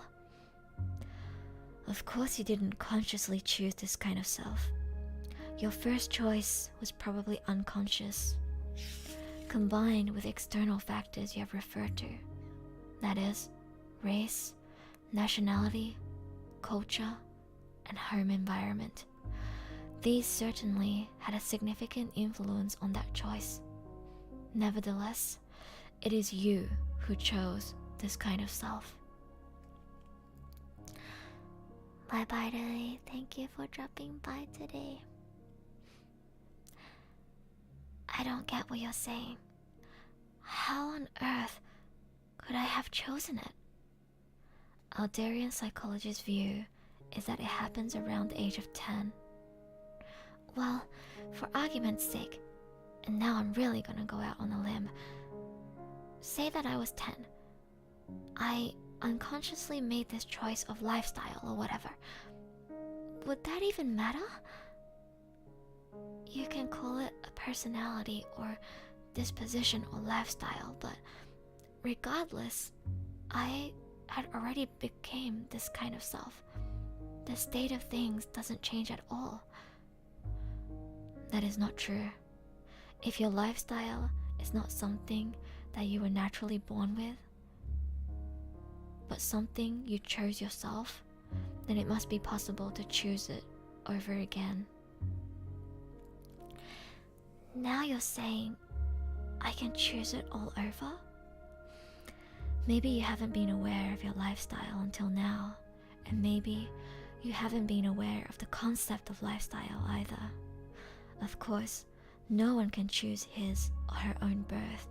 Being born in this country, in this era, and with these parents are things you did not choose. And all these things have a great deal of influence. You'll probably face disappointment and start looking at other people and feeling, I wish I'd be born in their circumstances. But you can't let it end there. The issue is not in the past, but here in the present. And now you've learned about lifestyle. But what you do with it from here on is your responsibility. Whether you go on choosing the lifestyle you've had up until now, or you choose a new lifestyle altogether, it's entirely up to you. Then, how do I choose again? You're telling me you chose that lifestyle yourself, so go ahead and select a new one instantly, but there's no way I can just change on the spot. Yes, you can. People can change at any time, regardless of the environments they are in. You are only unable to change because you were making the decision not to. What do you mean exactly? People are constantly selecting their lifestyles. Right now, while we are having this, it says tete-a-tete, but I don't know what that means. Tete-a-tete. どういう意味なんだろう。これはギリシャ語かな? Maybe it's Greek. I'm gonna Google it because I don't know what it means. Tete.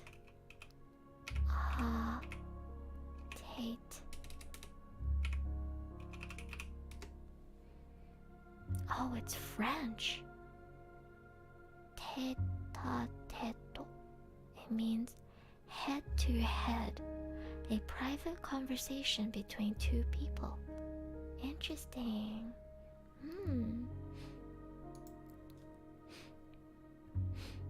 Hi Perion. Hello, welcome in chat. I am doing a quiet reading ASMR stream today. We are reading The Courage to be Disliked.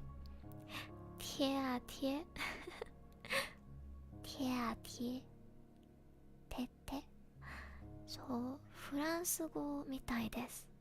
てったててってあてってって多分発音間違ってると思うんですけど、フランス語なのでてってあてって。Apparently it means head to head, a private conversation between two people in French. てて確かにててに聞こえますね。It's read as te-a-te. Oh, interesting. Te-a-te. That sounds even more like te-te. 正しい発音はてあてみたいです。さらにてーてーに聞こえますね。I don't know why the philosopher is suddenly talking in French, but right now we are having this te-a-te. We are selecting ours. You describe yourself as an unhappy person. You say that you want to change right this minute. You even claim that you want to be reborn as a different person. After all that then, why are you still unable to change? It is because you are making the persistent decision not to change your lifestyle. No. Don't you see that's completely illogical? I do want to change. That is my sincere wish. So, how could I be making the decision not to?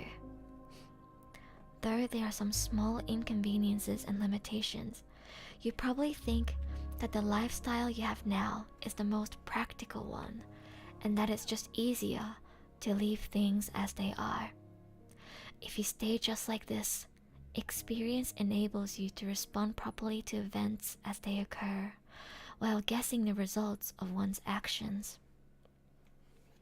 It's a common word borrowed from French by the English literatures. Oh, interesting, I see. Wow, Louis is so well known. Your vocabulary is better than me. I'm realizing my vocabulary isn't amazing from reading this book.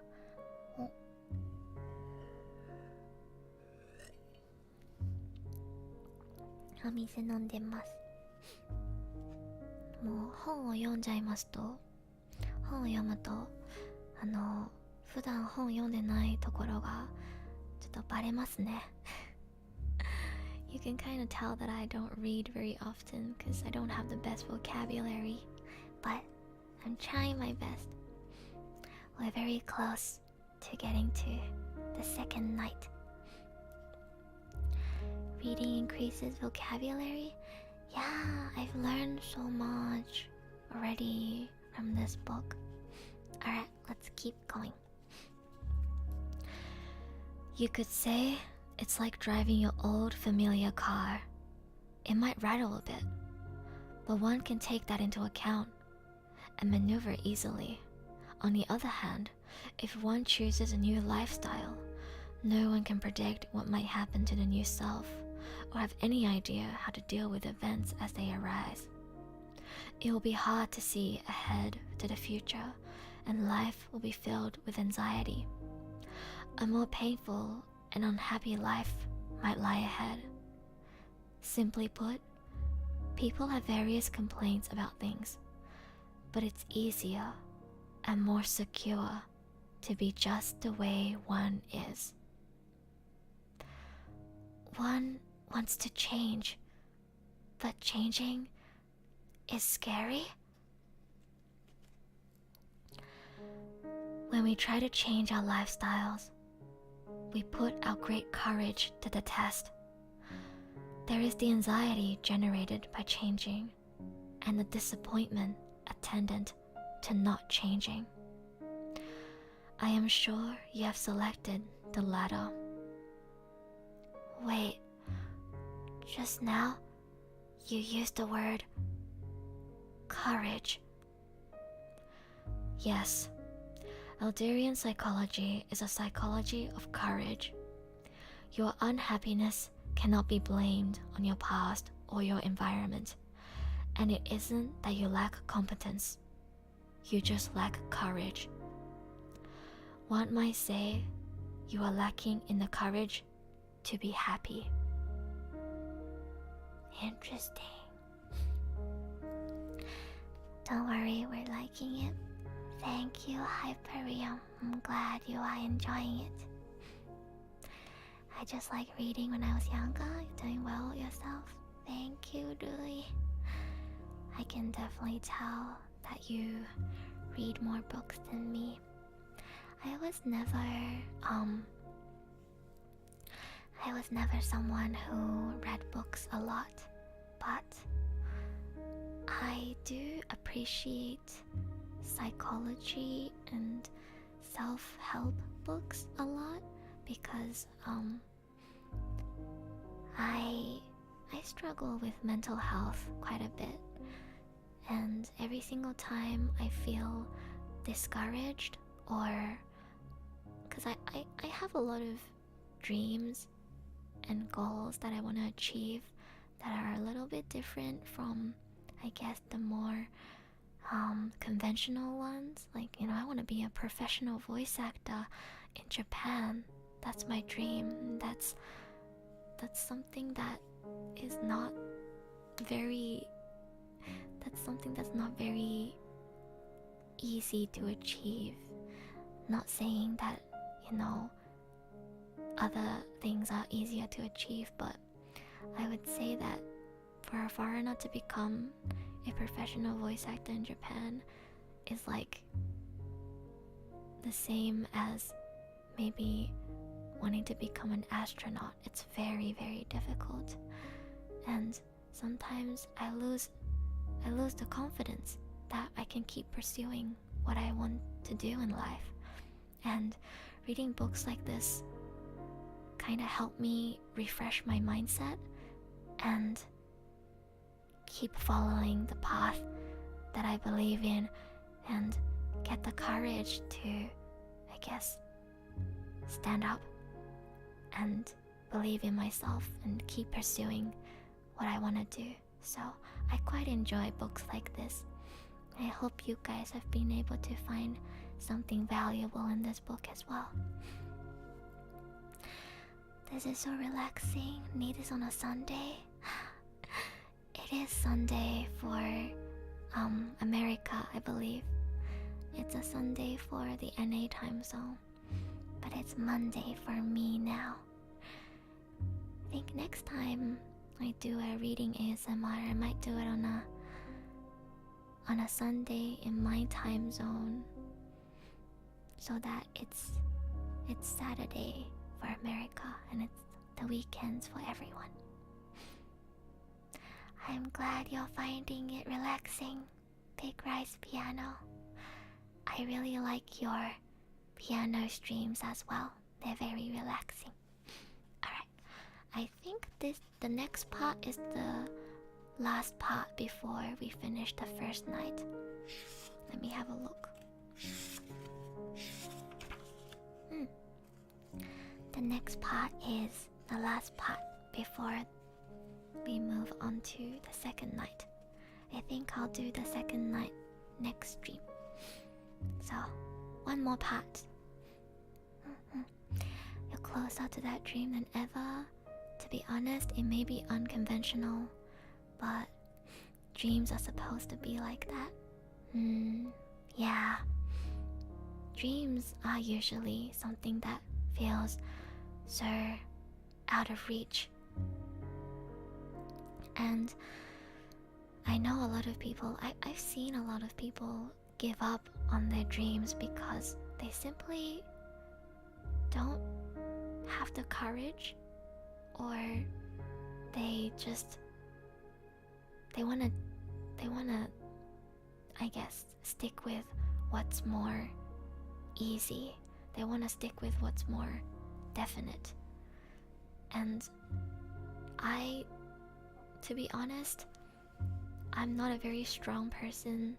I try to be strong, but I've definitely had moments where I think about maybe I should just give up on trying to pursue voice acting as a job. Maybe I should give up on content creation because so many people are fighting for this position and I'm not confident that, I can make it. And in reality, it's been a very difficult battle. I think most people who start content creation and doing creative things now understand whether you're doing music, whether you're doing art, whether you're doing voice acting like me, or if you're trying to do streaming. The field is very competitive, and even if you have talent, even if you make amazing stuff, there's no guarantee that you're gonna gain an audience.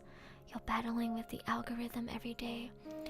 You're struggling every day, reaching your hand out, hoping that somebody will reach back and find you, and you'll find someone who appreciates what you do. But it's very luck dependent sometimes, and the competition is just so high. And having the courage to keep pushing forward and keep doing what you do because that's your dream and you don't want to give up on it even when things aren't going well, I think that perseverance is really important.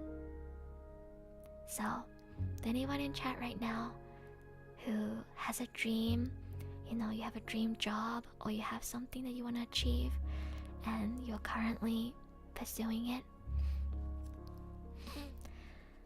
I'm also on that road. I'm trying my best. Let's try our best together. I hope you can be successful in whatever you want to achieve in life. As as far as I can tell, you're very good at reading. Being able to speak 3 languages that fluently is super cool. Thank you, Dennis. I might talk a bit more about this after I finish reading the first night. I wanna give you guys some inspirational talk as well in this stream, because this book is a very inspirational book, I think. Alright, let me drink some water.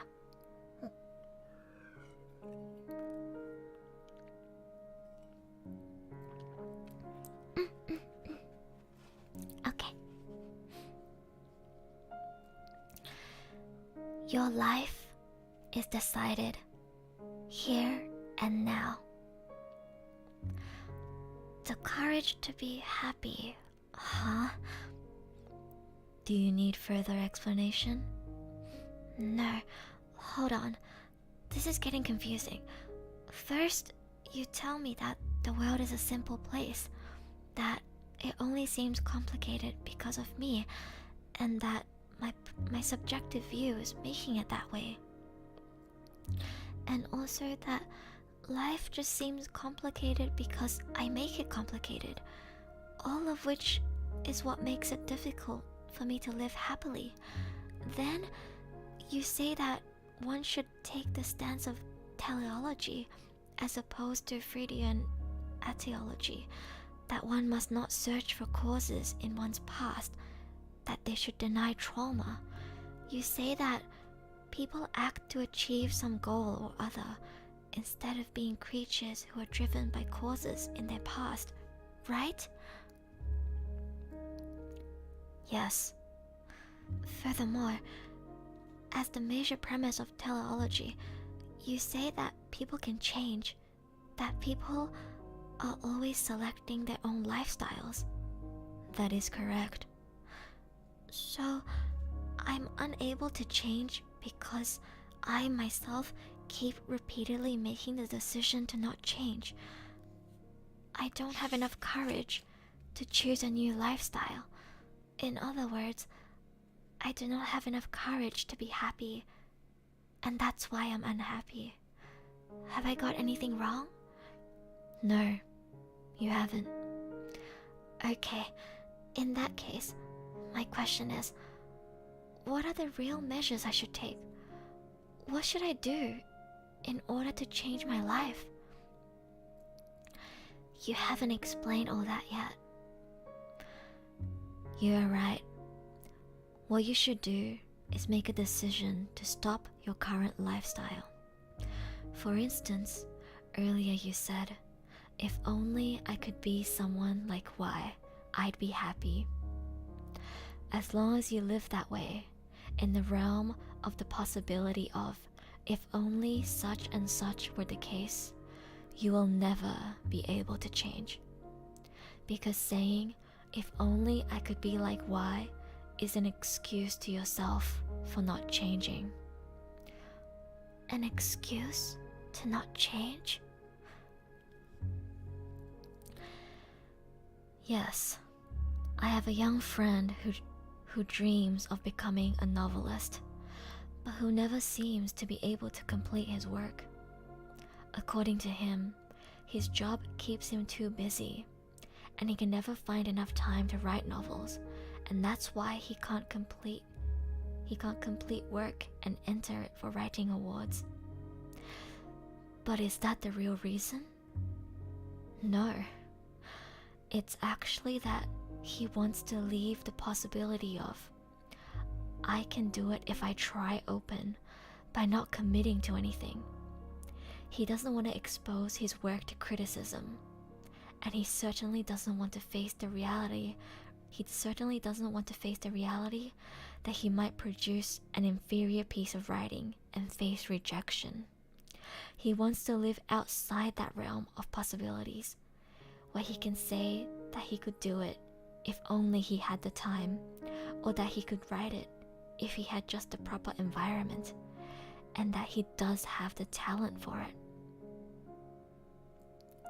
Damn, that hits hard. in another 5 or 10 years, he will probably start using other excuses like, I'm not young anymore. I've got a family to think about now. I can relate all too well to how he must feel. He shouldn't just enter his writing for an award. And if he gets rejected, so be it. If he did, he might grow or discover that he should pursue something different. Either way, he will be able to move on.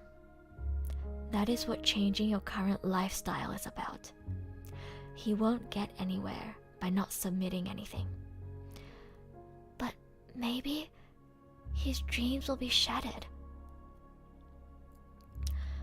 Well, I wonder. Having simple tasks, things that should be done, while continually coming up with various reasons why one can't do them, sounds like a hard way to live, doesn't it? So, in the case of my friend who dreams of becoming a novelist, it is clearly the I, or the self, that is making life complicated and too difficult to live happily. But that's harsh. Your philosophy is too tough. Indeed, it is strong medicine. Strong medicine. Yes, I agree. But if you change your lifestyle, the way of giving meaning to the world and yourself, then both your way of interacting with the world and your behavior will have to change as well. Do not forget this point. One will have to change. You, just as you are, have to choose your lifestyle. It might seem hard, but it is really quite simple. According to you, there's no such thing as trauma, and environment doesn't matter either. It's just old baggage, and my unhappiness is my own fault, right? I'm starting to feel like I'm being criticized for everything I've ever been and ever done. No, you are not being criticized.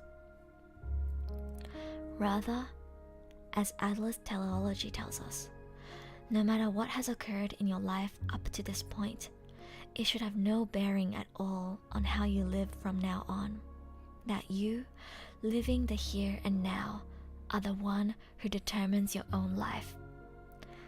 My life is determined at this exact point? Yes, because the past does not exist. Alright. Well, I don't agree with you or your theories 100%. There are many points I'm not convinced about and that I would argue against. At the same time, your theories are worth further consideration, and I'm definitely interested in learning more about Alderian psychology. I think I've had enough for tonight, but I hope you won't mind if I come again next week. If I don't take a break, I think my head might burst. I'm sure you'll need some time on your own to think things over. I'm always here, so you can visit whenever you like. I enjoyed it. Thank you. Let's talk again. Great. One last thing, if I may. Our discussion today was long and got pretty intense, and I guess I spoke rather rudely. For that, I would like to apologize. Don't worry about it. You should read Plato's dialogues. The conduct and language of the disciples and Socrates are surprisingly loose. That's the way a dialogue is supposed to be. And that was the end of the first night. 第1の夜の終わりです。That last part, I think, hit really hard. Wait, I'm just gonna go back to that one part again. I think the philosopher's story about their friend who dreams of being a novelist, I'm gonna like bookmark this. This hit me really hard. By the way, guys, this is my first time reading this book.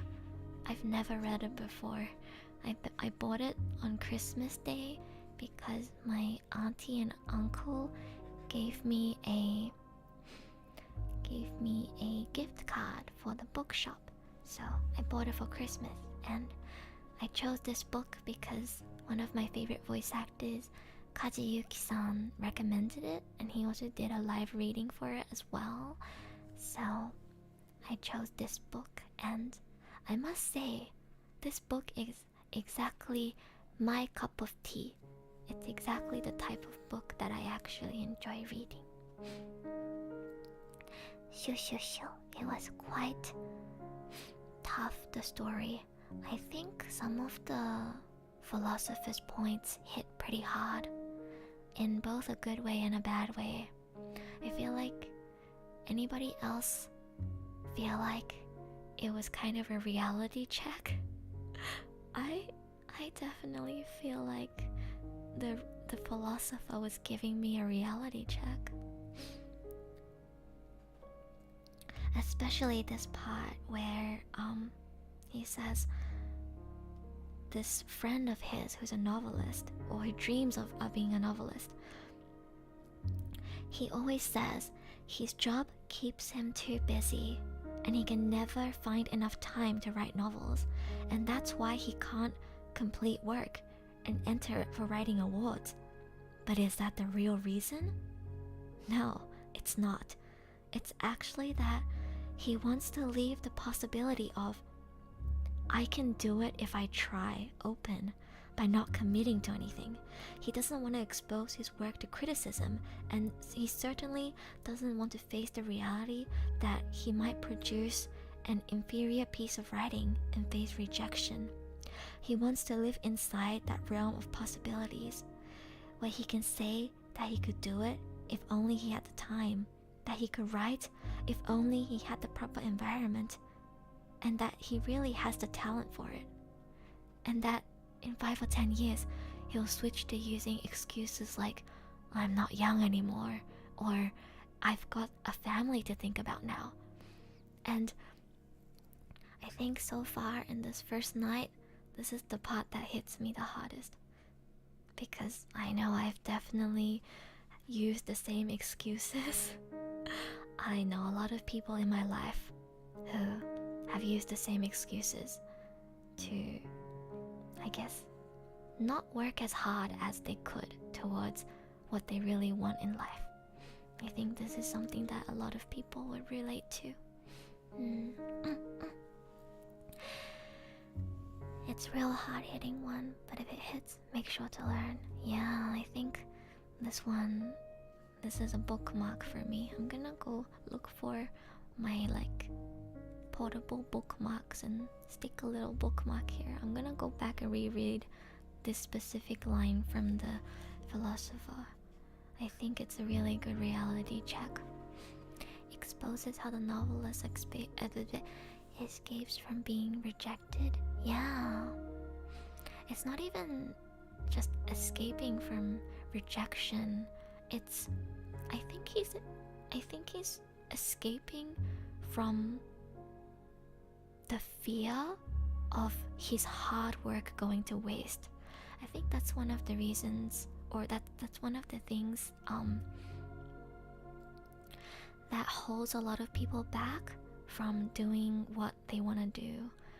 Like, there's a lot of people who want to, say, pursue music or art or content creation, right, as like a full-time career, but they end up just going for a 9 to 5 and they end up not doing it.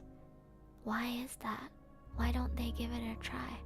I think it's because they're scared that they might put in the effort and then not getting any results from it, you know? Thank you so much for the super chat, Dennis. Thanks for the reading, that hit me good. You're very, very, very welcome. I'm definitely gonna be reading this book again on stream. I think that first night gave me a good idea of what the book is about, and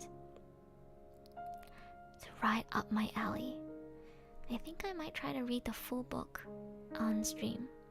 It's very conveniently divided into 5 nights, so if I read it over 5 streams, I think it's perfect. What do you guys think? この本ちょうど5つの夜に分けてるのでちょうどいいと思います。I wouldn't mind to be here all night. Thank you, Hyperion. So realistic, right?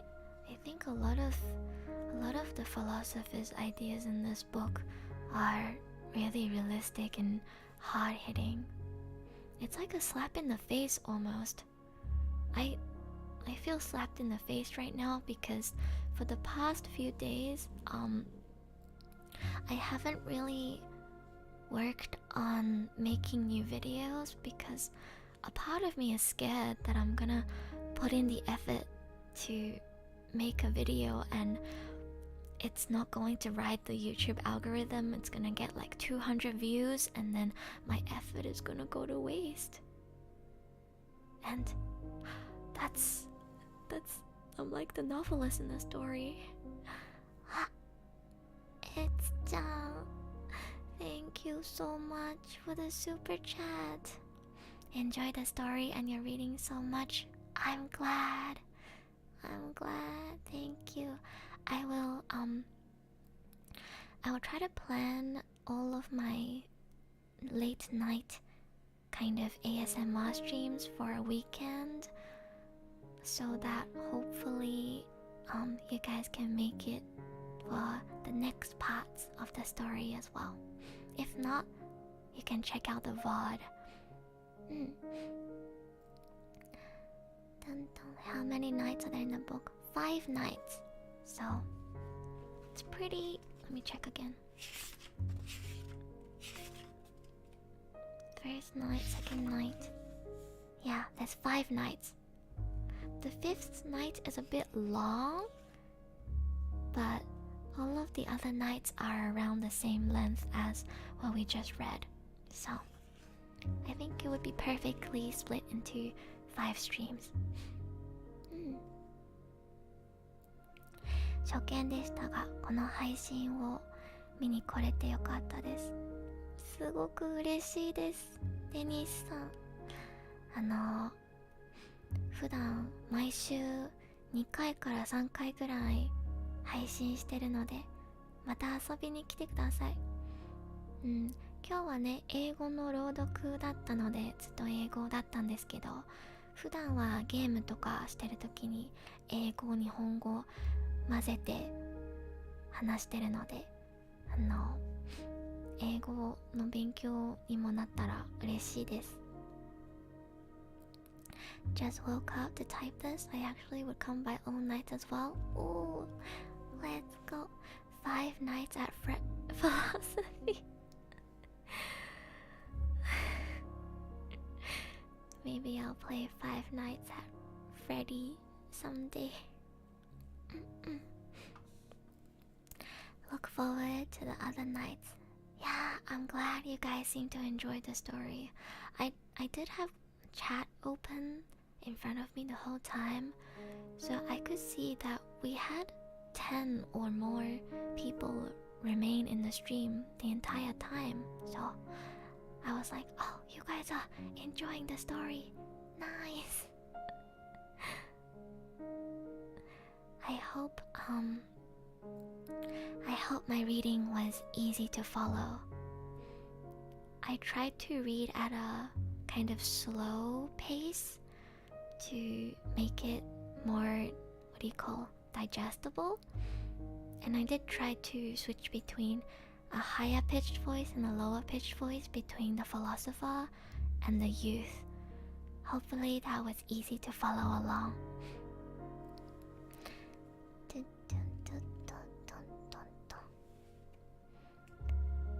日本でも人気になった理由がわかりますね。嫌われる勇気。If you guys didn't know, this book is as I said, it's an originally Japanese book and it's actually a bestseller in Japan. It's very, very, very popular, and a lot of people say it was a life-changing book for them, so I can definitely see that. I feel like I already had a lot of eye-opening moments from just the first night.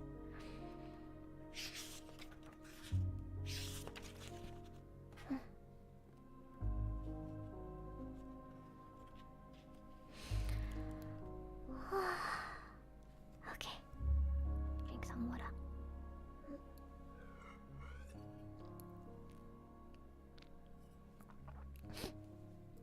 I hope everybody was able to relax with that stream. Do you guys like the BGM? I hope the BGM matches well with my voice and the story as well. I know it can be tough to do a video and don't get as many views as you're expecting, but I think that outside the fact that we never know how many people will see it, we should still think that BGM helps set the mood so much. Alright, I will keep using the BGM. I really like this BGM. Perfect relaxing stream before a tough exam. I'm glad, Jungwoo. Good luck with your exams. 20 people have a better day, and that those 20 people will care about your post because they are the ones at the end who like you for who you are and the efforts you put in. Yeah, I think so too. I also think motivation is a difficult thing. じゃあちょっとね、結構重い話というか深い話もあったので、少し人生について語ってから今日は終わりにしようか。皆さんはやる気が出ないなって感じるときどうしますか？ I saw your message, Hyperion. It's okay. I wanted to ask you guys before we end for today, because this book introduced quite a lot of pretty deep themes. What do you guys do when you feel unmotivated? What do you do to get yourself back on your feet and move forward? Whether that's, being unmotivated to study, being unmotivated to exercise, being unmotivated to, make content if you're also a content creator, being unmotivated to work.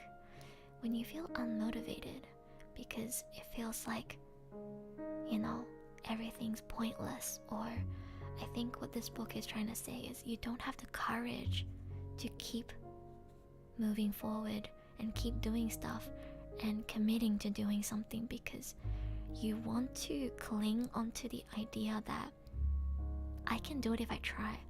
You want to cling onto the hope that you actually do have talent, and the only reason why you are not successful already is because you haven't had the time to enter a competition yet. You haven't had the time to put yourself out there yet.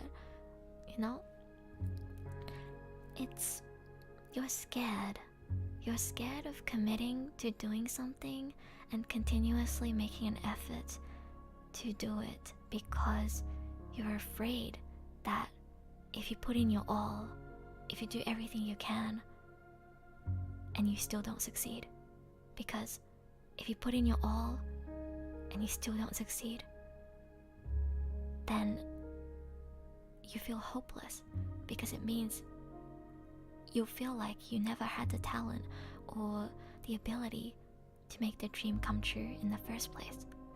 And I think a lot of people are scared of that, They're scared of that future, they're scared of that reality, and that's why they can't commit to, say, dropping out of university and then going to train to become an actor or something like that, I think a lot of people are scared that if they commit to doing what they really want, they're gonna realize that they never had the ability to do it, and then they'll become depressed, and they also will have wasted a lot of their time. But I think this book is trying to say that the reason why you feel unhappy, the reason why you feel discontent with your life, is precisely because you lack that courage. You lack that courage to commit to what you actually want.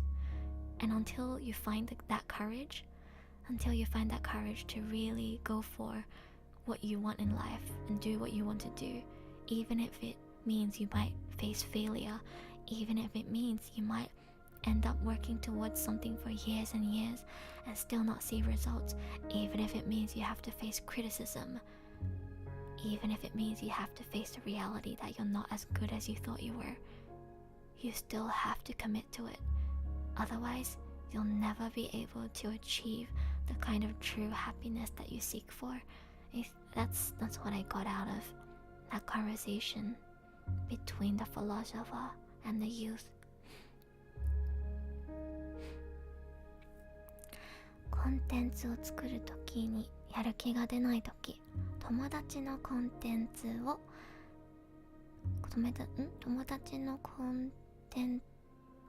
クリエイターの話をすると自分は元気になれます。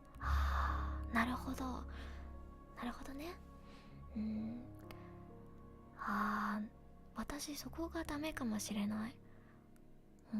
友達ですごい心を開いてる友達でコンテンツクリエイターをやってる方がないので、結構最近 YouTube のアルゴリズムどうなってるのとか、最近どんなに頑張っても伸びないなみたいな、そういう悩みを一緒に分かち合える相手がいないから難しいかもしれないです。コンテンツクリエイターの友達作るべきですね、本当に。Maybe share time with the people that I like the most, or hear music that I like that makes you want to want things, or maybe like dream about the things I want. Interesting. I'm quite a fan of self-helping stuff and psychology, and for me, the one that has helped me the most would be neuro-linguistic programmation. When I really want to be strong, I go back to that stuff and reread the books that I have and read the points that serve me as a guide to retry. Interesting. I think I should do that too with a book like this. I definitely feel a little more motivated to start working on my next video after reading that, because now I feel like the philosopher gave me a slap in the face and told me, stop being a coward. If being a successful content creator and being a professional voice actress is your dream, then stop taking breaks. Stop just reading manga and watching anime, and start recording for your next script. Start working on the next video.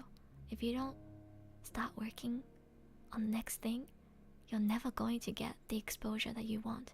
Sure, I might do my best making this video, and it might flop and not get a lot of views, and it might not help me grow at all. But the experience I get from creating that piece of content will stick with me, and it might make me a better creator. It'll make me a better voice actor. So the effort is not completely wasted. And also, if I don't finish working on this video, how am I ever going to know if it's going to be successful or not? I feel like reading this book just now just gave me a slap in the face to go and work on my next video. Because if I don't get this video out, I'll never know. I'll never know what opportunities this video might bring me. It's the same with this stream. I was pretty nervous actually to do this stream because I've never read a book on stream before, and I was sure that there were some words that I was gonna get stuck on, and reading out loud for an hour or two is pretty draining on your stamina, and I wasn't sure if I was able to keep it up, but I did it. And you guys seem to enjoy my voice and the vibe of me reading the book too, so I'm really glad I took the courage to try and do this stream today. I was able to, meet some new viewers today too. I do power posing to mentally prep myself. Oh, interesting. I guess we'll end off with me sharing what I do when I feel unmotivated. When I feel unmotivated, what I do is I look at the people that I look up to the most. And for me, the people that I look up to the most are Japanese voice actors. Specifically, I really look up to Kakihara Tetsuya-san and Kobayashi Yusuke-san. And every single time I feel unmotivated and unconfident in myself, I'll go back and watch some videos or radio clips of them talking about back then when becoming a professional voice actor was just their dream, and how they took the steps to get to where they are today. And I think seeing examples of people who really didn't have an easy start and were able to persevere and eventually become who they dreamed to become really inspires me to keep working hard. I think looking at the people who inspire you, looking at the people that you look up to, will give you a lot of motivation to keep working hard on what you want to achieve. I think that's my biggest method. I go back and really listen to the words of the people that I look up to. Congratulations on overcoming the fear and reading confidently in front of your viewers. Your viewers are always there to help boost your confidence as well. Thank you, Jungwoo. You guys definitely helped me a lot. I really appreciated your comments saying that I'm doing well and that it's very relaxing. Every single time I looked up and I saw that someone commented, this is so nice, this is so relaxing, it gave me the confidence to keep going. I hope that ended up being a nice, relaxing, and maybe also inspiring stream for you guys. I'm looking forward to reading the second night with everybody as well. はい、じゃあ今日はここまでにしますかね。ちょっと恥ずかしいんですけど、お腹が空きまして、さっきからお腹がちょっとグーグー言ってます。聞こえられたら恥ずかしいな。I think I'm getting a little bit hungry and my stomach is starting to go goo, goo. You guys might be able to hear it. It's a little bit embarrassing, but my stomach has been going goo, goo. So I should go and get some food. Just before I end, next week I'm going to be finishing AI, the Somnium Files. It will be my last stream of Somnium Files. because I have one last route to do. And I also want to play Project Sekai next week. So I will be doing my first rhythm game stream next week. So if there are any rhythm game or Project Sekai fans, join me again next week. And I haven't decided what I'm gonna do on the weekends. I think I'll either do reading ASMR again and do the second night, or I might do the 2000 subscriber celebration cooking stream next week. So here are my plans for the following week. I hope I can see some of you guys in chat again. Yeah. お疲れ様でした。いえいえ。皆さん聞いてくれてありがとうございます。おつえる。おやすみなさい。いい夢を。Bon appetit and have a nice day. You too. Hi, Varian. Thank you for joining me today. おつえる。I hope everybody has a good night, good morning, good afternoon, depending on where you are. Oh, Troy, you are here too. Hello, Troy. Thank you, everyone. I'll see you guys again in my next stream. I'm really excited to stream Project Sekai next week. おつえる。それではおやすみなさい。また次の配信でお会いしましょう。バイバイ。